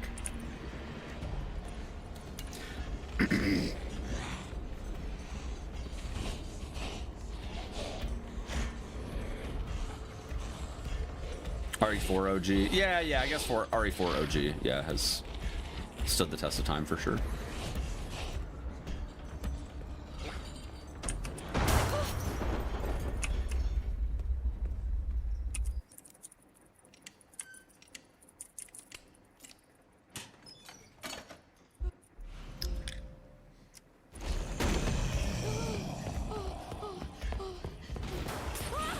I do think you'd have to look at like the SRC statistics to know for sure, but I do think that RE2 Remake probably had, like, if you were to look at an average over a certain number of years, not even just like from launch, but like any like segment of time, say a year, 3 years, whatever, during the timeline from the time the game came out until now, if you were to take any slice of 2 or 3 years, I would say 2 Remake probably was the bigger game. And that's saying a lot, because RE4 OG was a huge speedrun for a really long time. But 2 Remake was just something else, man. Like, being #1 on SRC for like over 6 months in a row. Literally beating SM64 for 6 months. I don't think RE4 ever did that, personally. Experimental therapies. But again, you'd have to look at the SRC stats to know for sure. keeps a low profile due to the sensitive nature of the research. Oh, I bet it does. Yeah, RE2 Remake was fucking huge, man. 2 Remake, a lot of people blew up with that game, not just me.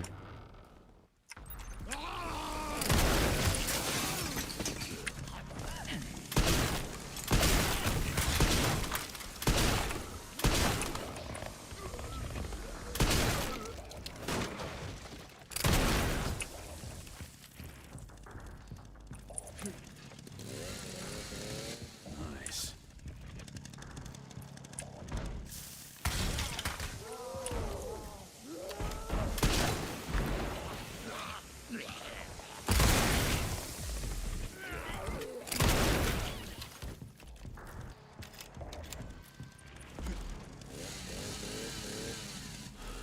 Got into speedrun because you saw this mediocre runner played at GDQX. Yeah, I saw that run too. It was fucking garbage. I don't even know how they let him on the GDQ stage. Dude was like super fucking cringe. I actually shouldn't have burned that shot because I would have had enough. That bastard did Now I'm it gonna have to again. burn 2 more. How are things on your end? I just hacked into the center's network. Good. Good. Can you find me Looney, a- we need you to find some super broken shit in this game, like you always do. Track him down. Reposted. Will do.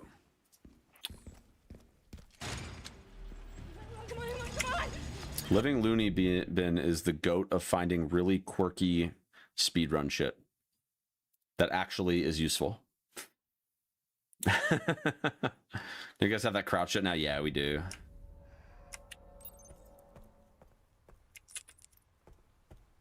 I'm disappointed in you, though. I expected you to find that first. I'm kidding.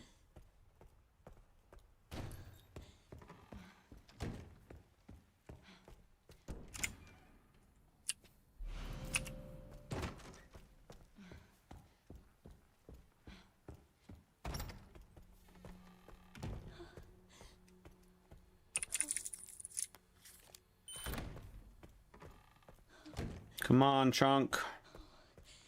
Be a good boy for me. Let this be the run. Trying to make Pragmata fast? Ah, I see. Yeah, people keep asking me if I'm gonna speedrun that game. Can't bring myself to do it. The hacking's just a little too procedural for me, like I said earlier.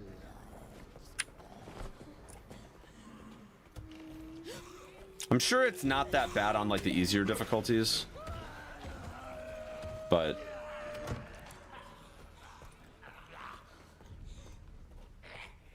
you know me, I like to run shit on like the most brutal, disgusting difficulties that I can come up with because I'm into that sort of thing.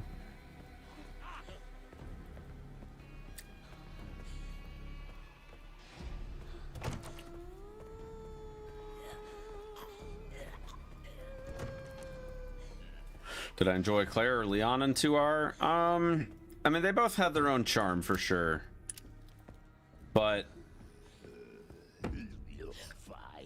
I'm gonna give probably the same canned answer that I give about everything when people ask me like what I preferred more. It just depended on the day, honestly. Like, playtime wise, I probably have more playtime with Leon. But I'm definitely more proud of my Claire run.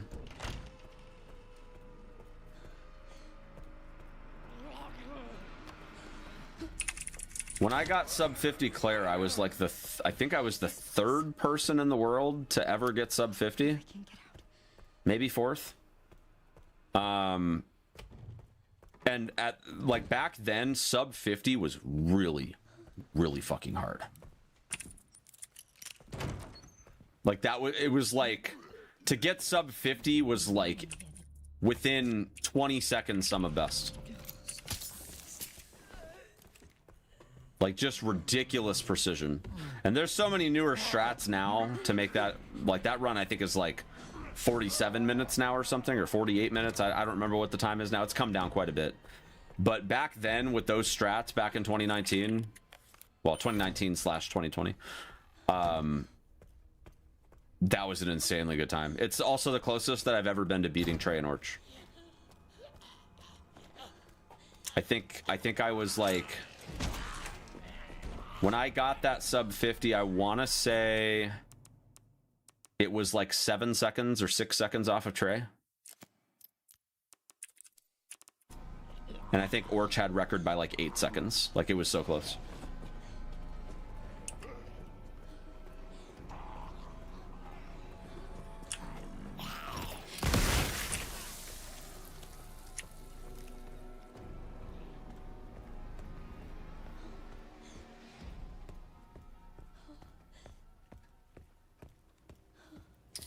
Yeah, Mahuza.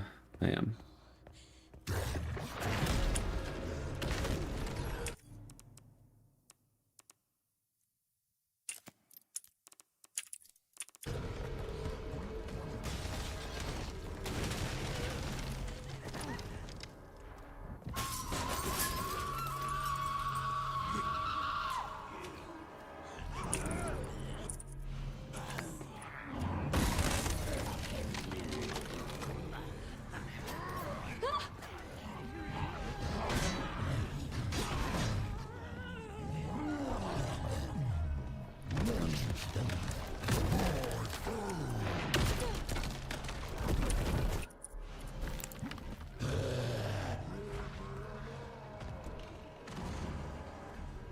The 30 FPS squeezes you through the door past Chunk. Otherwise, you have to wait for him to go all the way through the door. Saves like 7 seconds. What the fuck does he mean?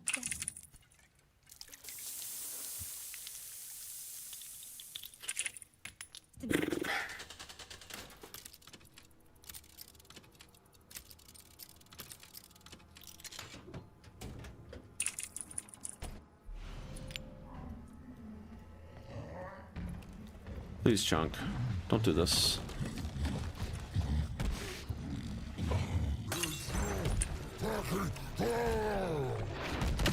Thank you, Chief. Thank you. About time we got past Chunk today.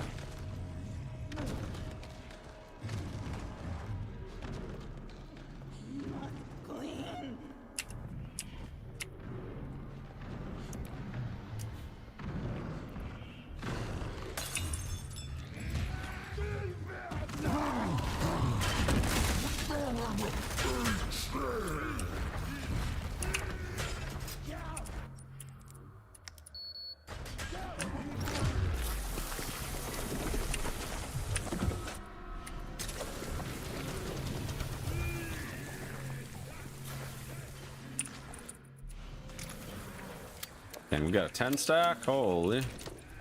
That is a lot of ammo.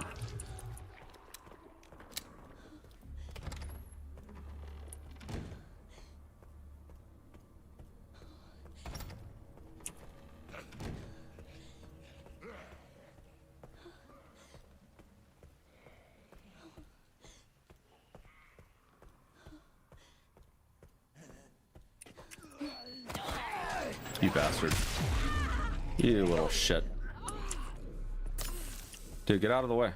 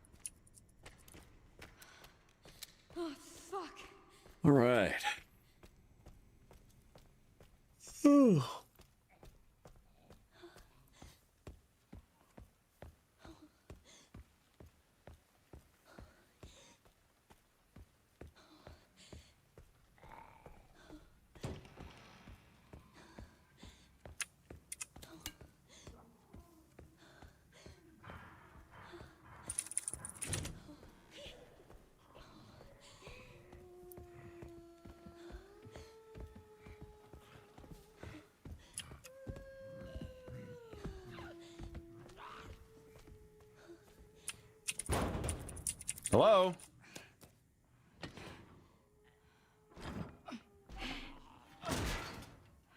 Damn it.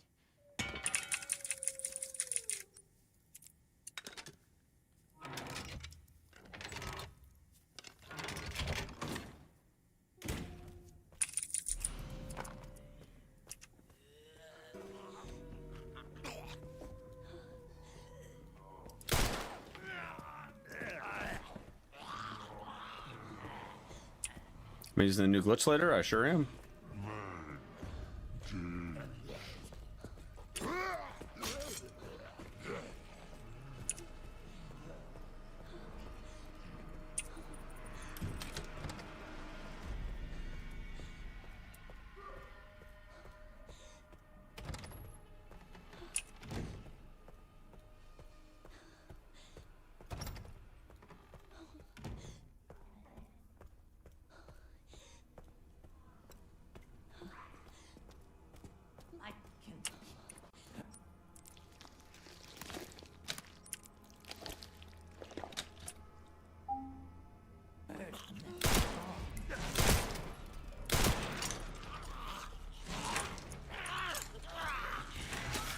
Forsaken.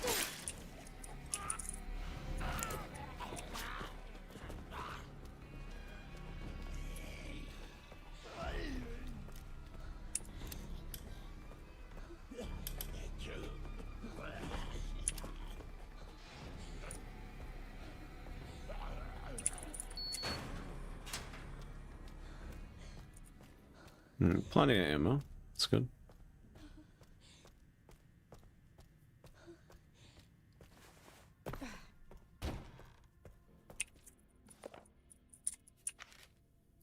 This must be it. I can't tell which button's which. Braille. Braille.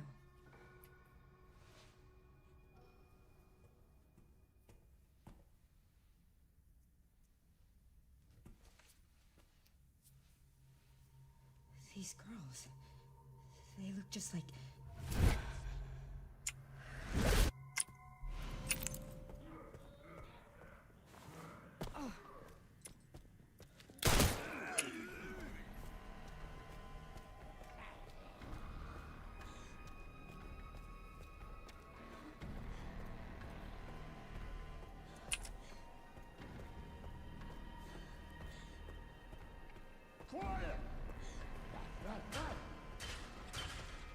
Never able to work out how you despawn chunks.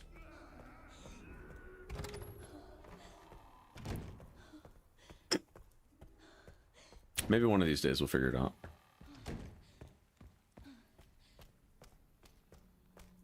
I think what I could do is I could just... Well, no, I want to keep the screen herb on me because if I get grabbed, I want to make sure I'm able to heal still.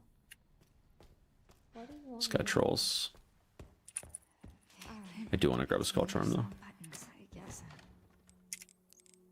Braille. And then, can you read them and then push the buttons in this order? Still doing that safety strat right now. Star. I have to keep it together. Son.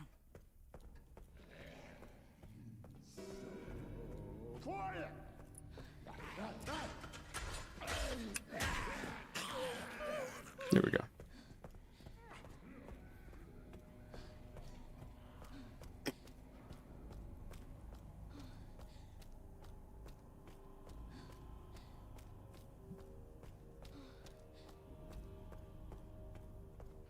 Thank God. Here it is.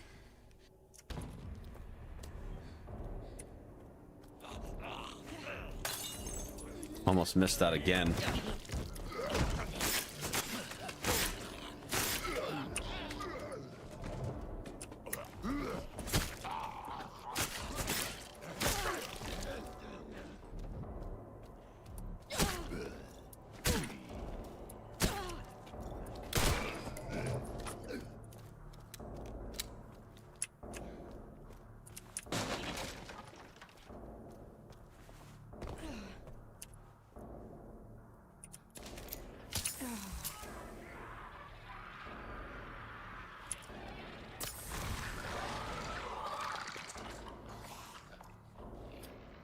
All right.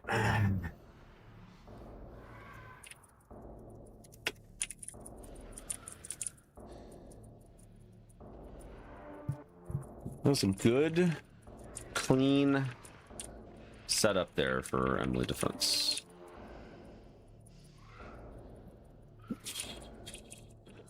Come here. Come here. I thought that. Good piss. It's not world record piss, but it's a good piss. It's all my fault.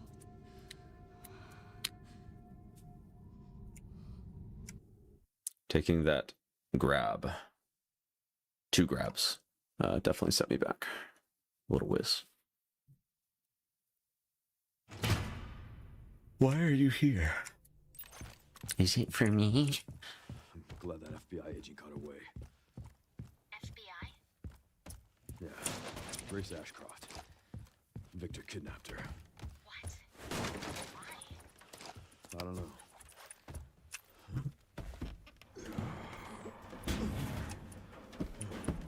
I don't know.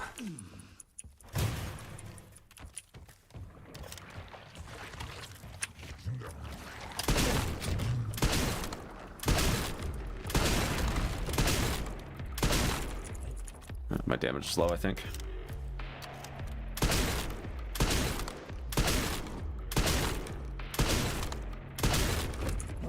Yeah, it's low.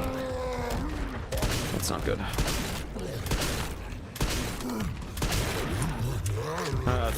Oh, I'm stuck, dude. I'm stuck. No. Jesus.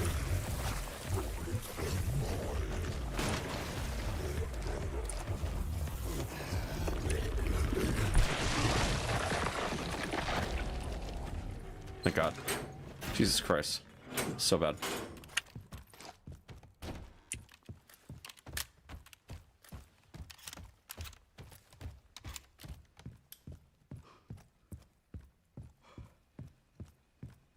Best SMG? I mean, there's only 2 to choose from.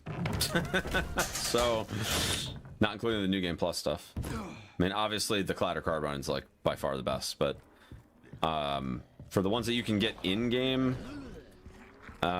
generally speaking, the like further into the game you get, the better the weapons are. So you could argue the Styria is the best weapon. Has really good rate of fire with minimal recoil at full upgrades, but honestly, the Gal is really, really, really good. They're not that different from each other in terms of like overall power. We personally use the Gal because it's quite a bit cheaper.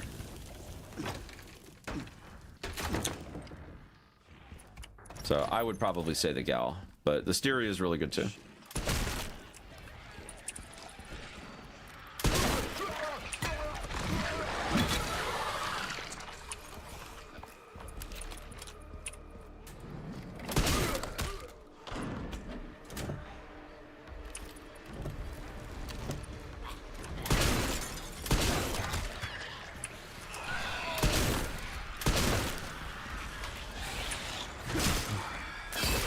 Single time.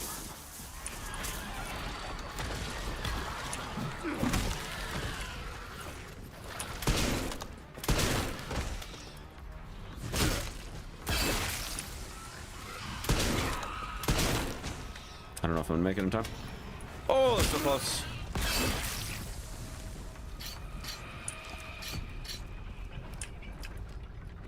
Well, that's my cardio for the week.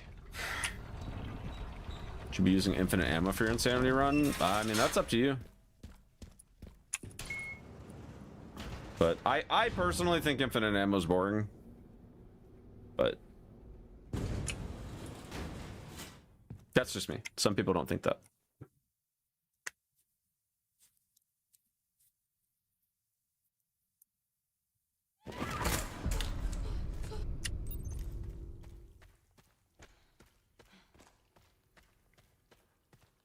Why is this under the hospital?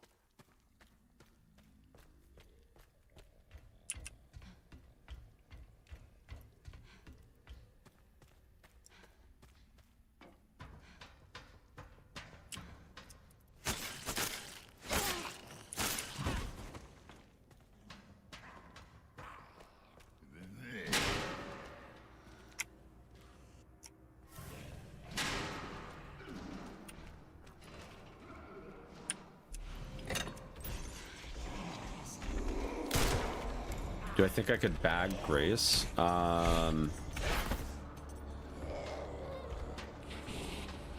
No. No, I couldn't bag Grace.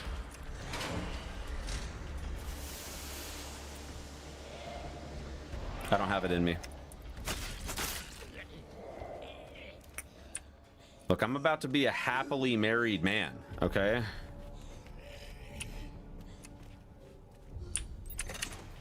That's two.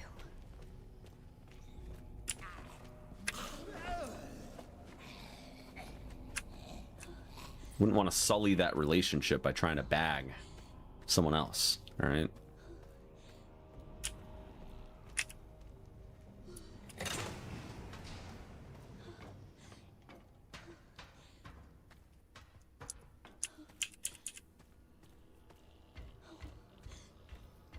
Congrats. Thank you. Thank you.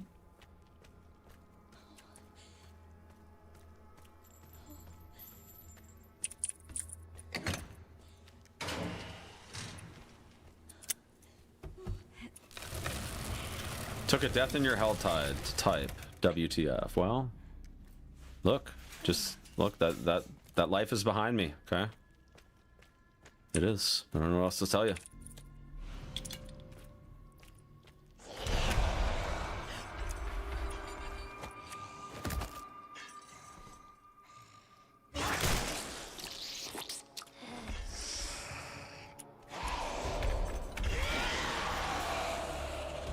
Yeah, thank you, Thorn.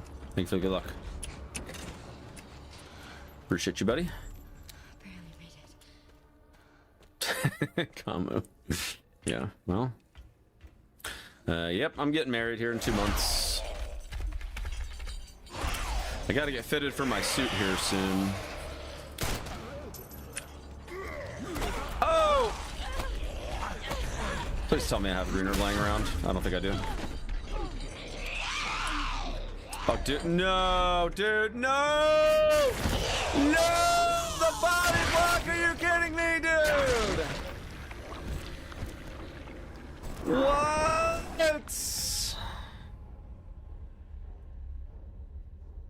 Ah, bro. Gotta be kidding me. Well, back to our favorite room in the entire Rotel Chronic Carousel, room 201. We're checking in for our long-term patient stay.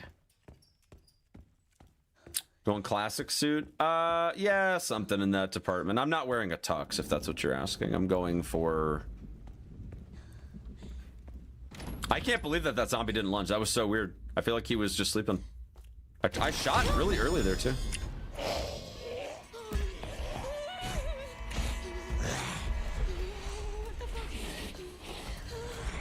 But yeah, I'm gonna go for a classic suit, sort of.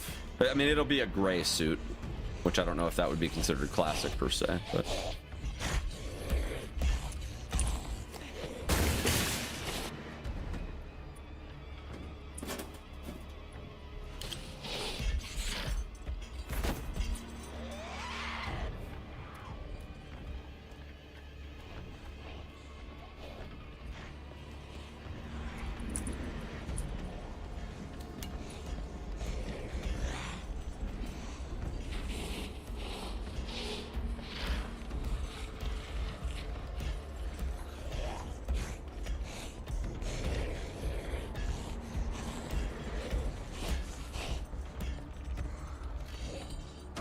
Yeah, that's unfortunate.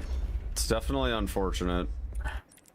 But, I mean, honestly, as long as Chunk behaves, I'm not really that worried.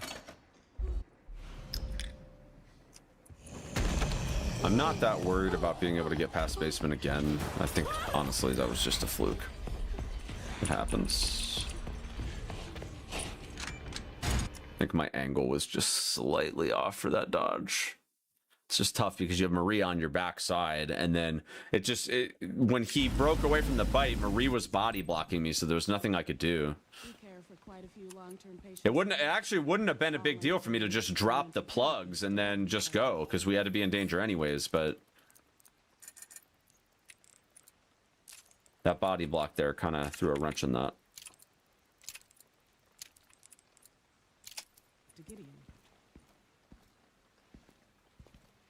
Experimental therapies. Yes. It's all very cutting edge. The facility keeps a low profile due to the sensitive nature of the research. We care for quite a few long-term speedrunners here.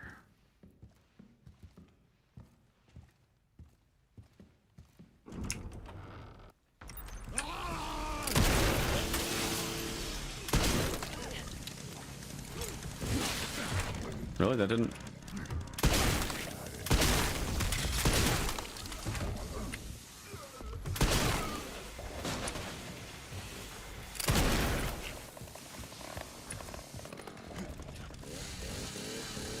Nice.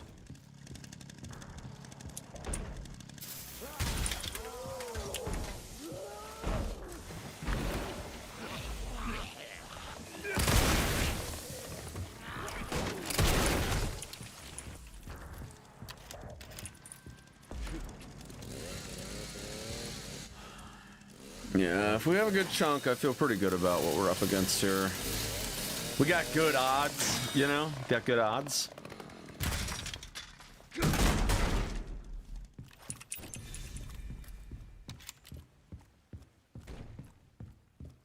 What's with the 360 every time you shoot? It makes you absorb the recoil faster. That bastard did it again. Saves like half a second each time.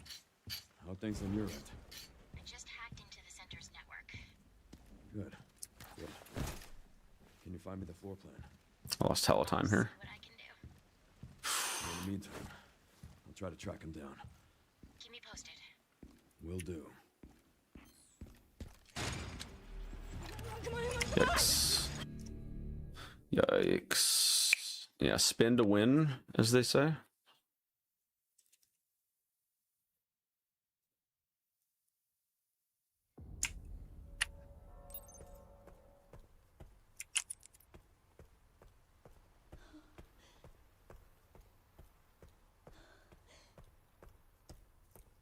Rebooting the game fix the chunk bugging issue? No. I mean, it's not really a bug. It's more just...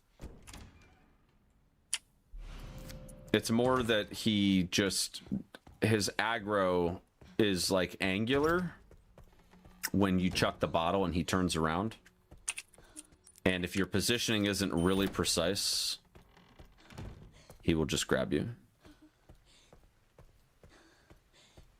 Instead of charge.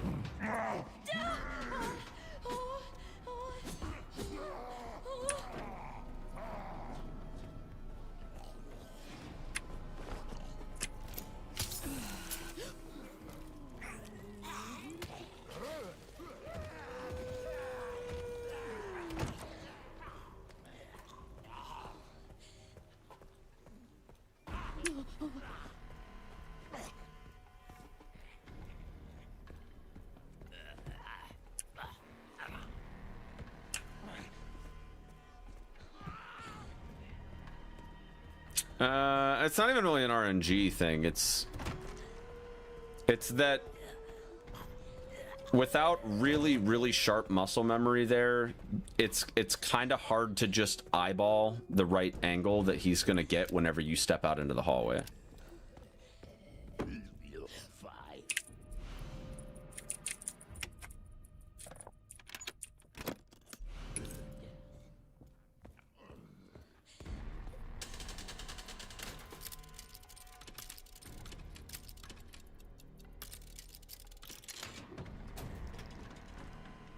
Throwing the bottle too early, yeah. I mean, I feel like I wait until he fully takes that step. But there's also the element of being too close to him as well. And I know that there's two different ways people set it up. Some people don't even like go past that little like corner table there. Some people just kind of like stand in the doorway. Weird. How do people normally get in here? Oh, sorry about this.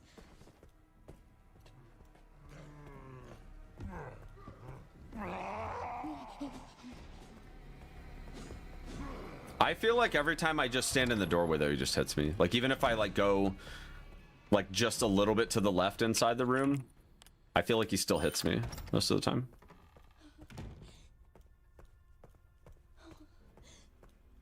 But I also fucking suck at this game, so, like, you know.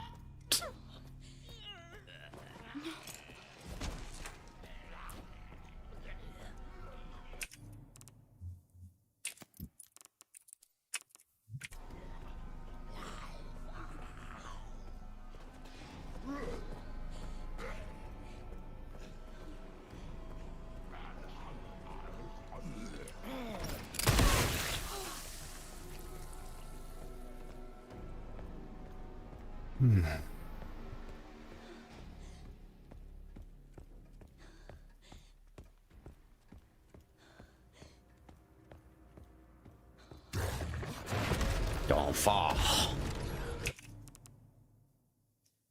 Spicy, when are we hanging out again, Chief? It's been too long, man. We gotta do another one of them double date type things.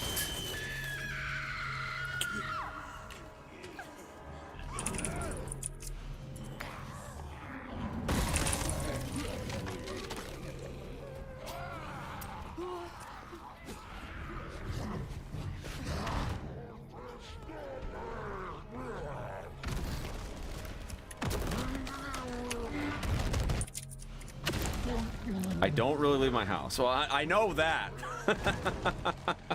I know that, man. So I guess the real question is, what do I gotta do to get you out of the house, Chief?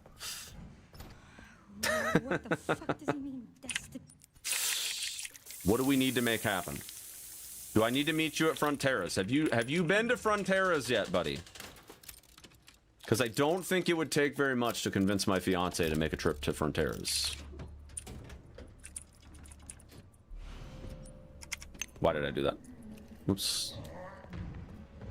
What is that? It's that Mexican place on East Broad Street. It's like by the Meijer, or not the Meijer, the it's by Menards. It's like in one of the strips there.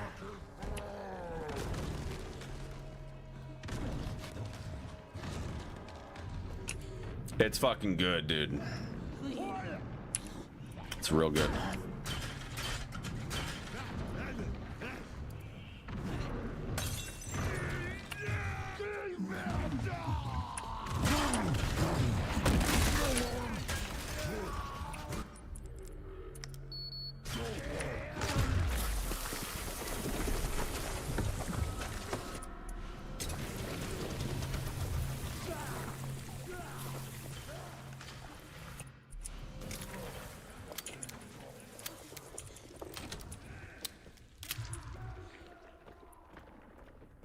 I love how the IV bad guy is literally still yapping and we're like crossing over to the other wing. He's still going. His voice fades out. You can still see the subtitles.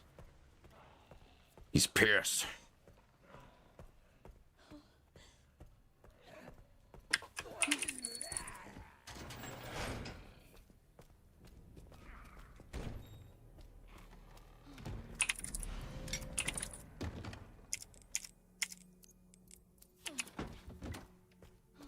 It's actually super tempting to ditch that green herb, but I'm not going to do it yet.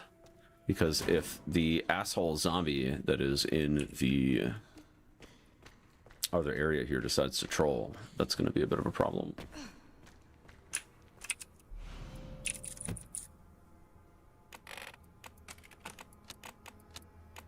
Although I might have to, hold on. Because I think I need space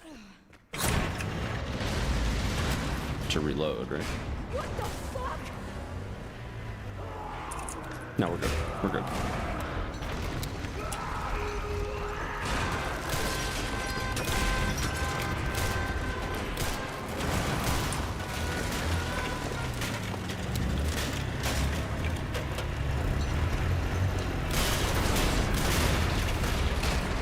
Oh, fuck! Give me a fucking Broski! Dude, that's such a fucking silly mistake to make. What a silly mistake to make, dude. Jesus. All right, well, if we run out of inventory, we'll be able to resolve that with a very quick heal. But I think what I'm going to do is, in the event that this dude punches me, I'm going to have the heal on reserve. That way. I don't know how much the punch does if you're at full HP. It might only do 400, I'm not sure.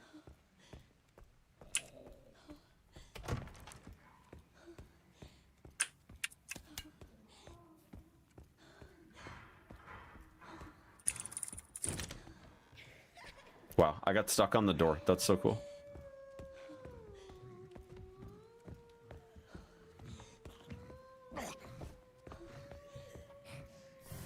Oh! No!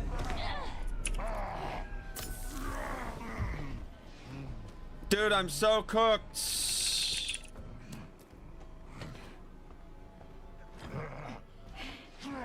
Bro, I'm so cooked.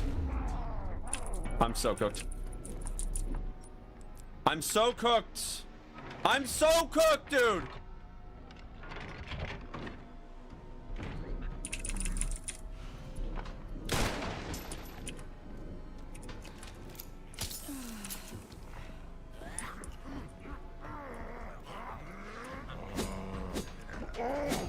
Dude, this is so fucked. I'm gonna lose so much time.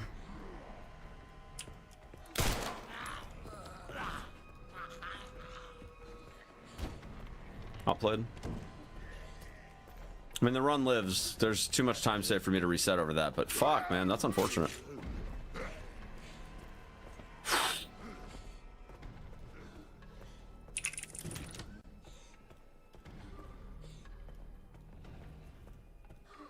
Dude, I swear to God, chat. I swear I heard the chef leaving.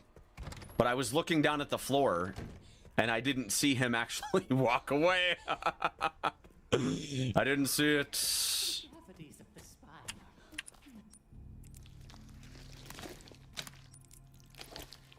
Didn't see it for myself.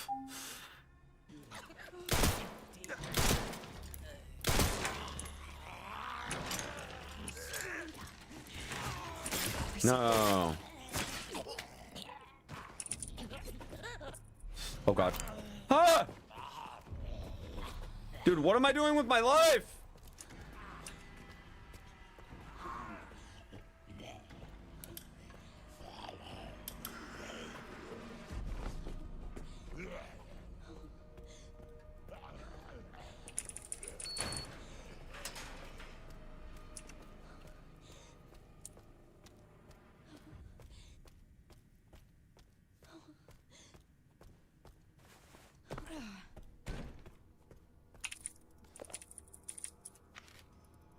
This must be it.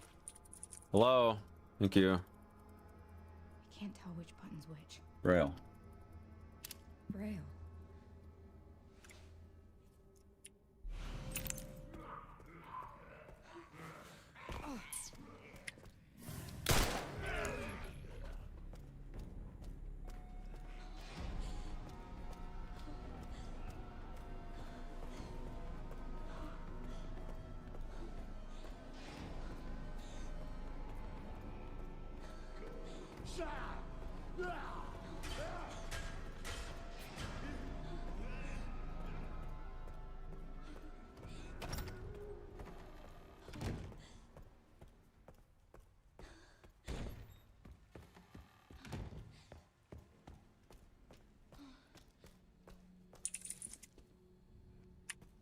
What do you want me to read?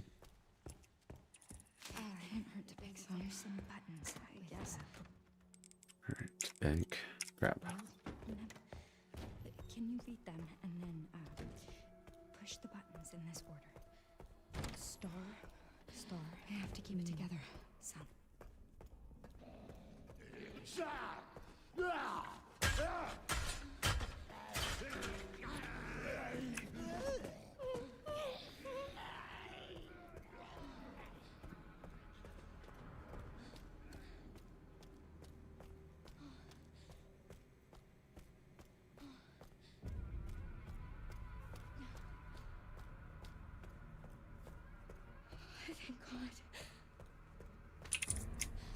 Here.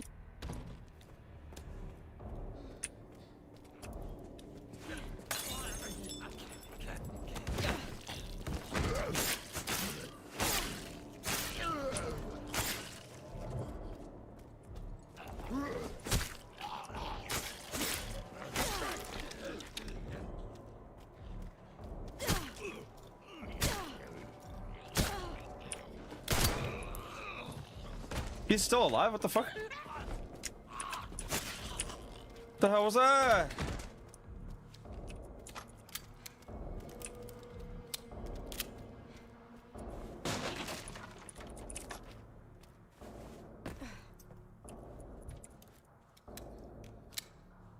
Eight, 9, 10. Okay, we need to burn one. Dude, I'm gonna lose so much time because of this.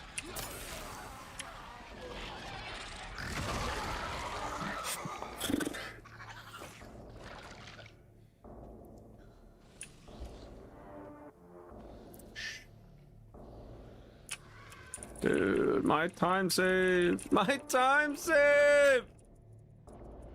What is that? Come on, dude! No! Fuck! Dude, that slowed me down by a lot. Holy shit. That's way more time lost than I thought. I thought that thing was. Jesus Christ, 35? You gotta be shitting me. You guys remember when sub 19 was good?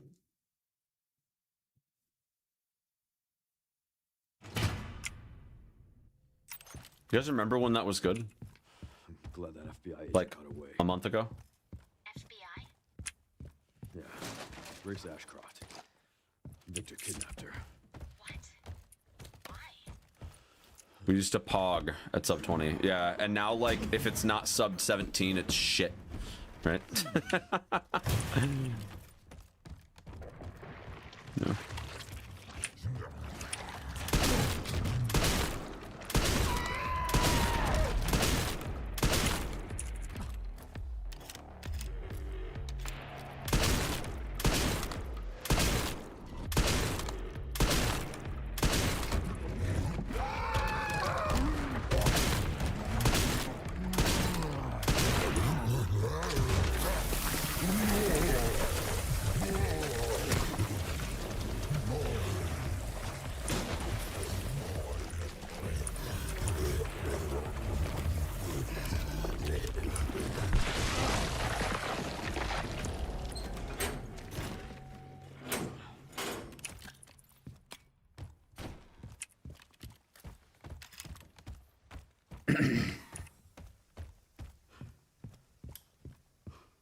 I don't know how to get Chunk to like move forward and get out of the way so that you can loot that grenade early. I haven't figured out how to do it yet.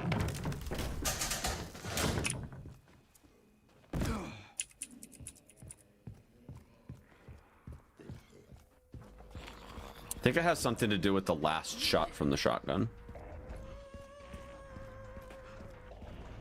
This place is infested. I think you have to time it when he does the grab, so that way he like lunges forward and he's out of the way. Oops.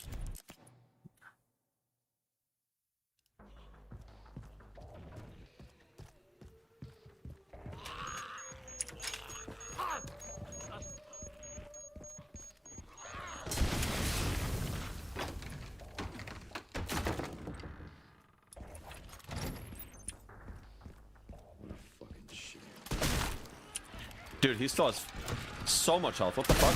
No, he died! Fuck! Oh, that's not good. That's a horrible place. Alright, hold on. I got an idea.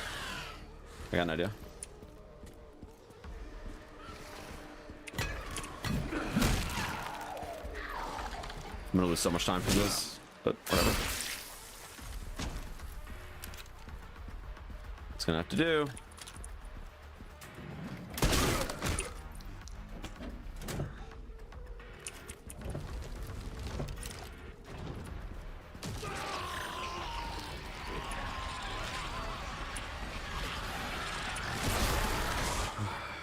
Every single time.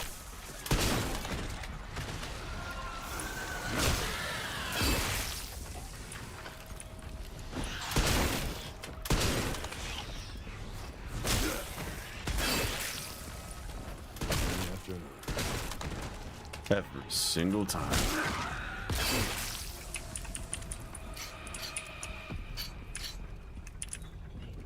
Well, Dude, he died so hard. He died so hard, dude. What the fuck?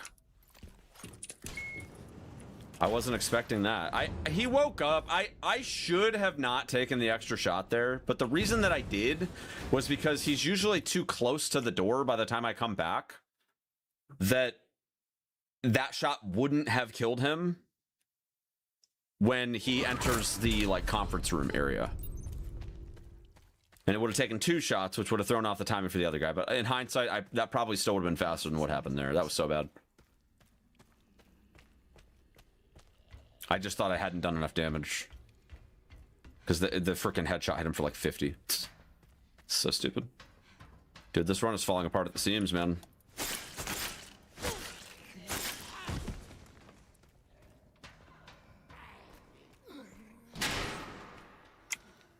Falling apart at the seams, shots.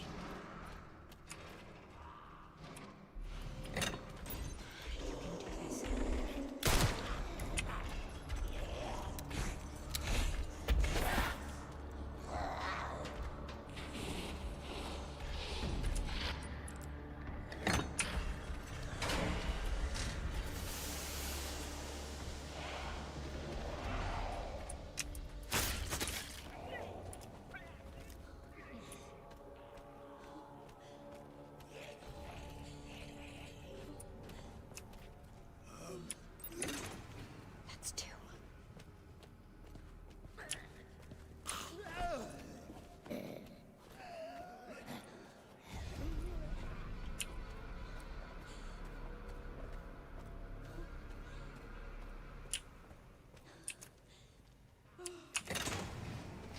No problem, exclusive. No problem, buddy.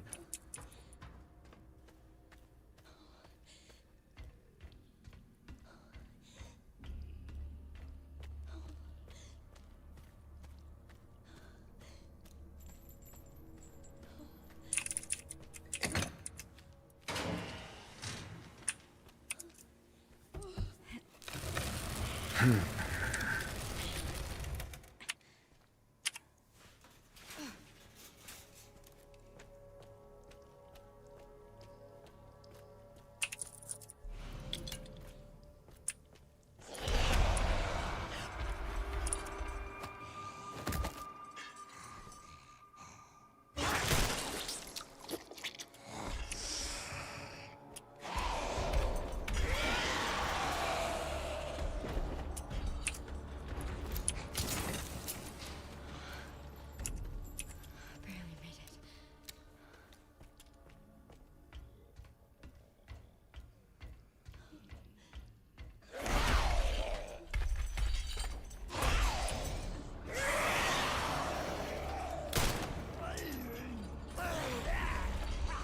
Hey, there we go.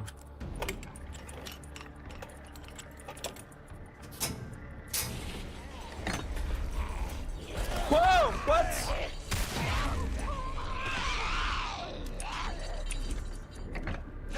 No! Dude, I was like a pixel too far! Oh my god! You gotta be kidding me! That run was cursed anyway. That was completely cursed.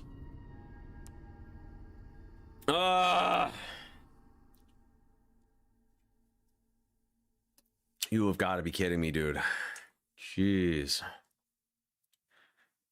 Man. All right, how's the weather right now? We got baseball tonight, so I got to figure out if I'm needed upstairs to help with some stuff. It is currently 58 degrees outside. That sounds so nice. It's going to be great for baseball. All right, there's no rain tonight, so I probably need to call it there, folks. GG's. Shorter stream today. I'll try to be live a little earlier tomorrow. But I appreciate y'all hanging out. Shame we didn't get anything going, but hey, we got into basement like 3 or 4 times today, so that's always a good sign. All right, who's around that we can raid? Try again tomorrow, y'all. Try again tomorrow. But be sure to follow up the stream. Follow me on social media. Sub to the YouTube channel. All that good stuff. Shh. No hazeception. No hazeception. Here we go. Cool. All right, let's see. Who can we raid? Who can we raid?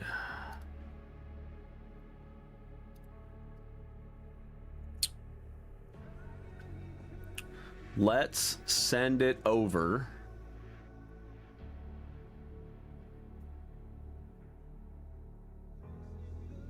We'll send it over to Orch. He's doing some runs. I haven't raided Orch in quite a while, so. All right, GG's, y'all. Thank you all so much for hanging out. Be back tomorrow. Again, follow up the stream, follow up the socials. For those of you in the Twitch chat, !wedding in the chat. I'll post that real quick. No stream alerts or anything like that, but if you would like to get me and my soon-to-be wife a gift for our wedding, it is not part of like my stream income. It is a private gift so that I don't have to pay taxes on it.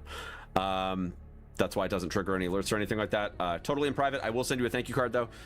Use the link in the chat, all that good stuff, and I will see you guys tomorrow. Peace out, everybody.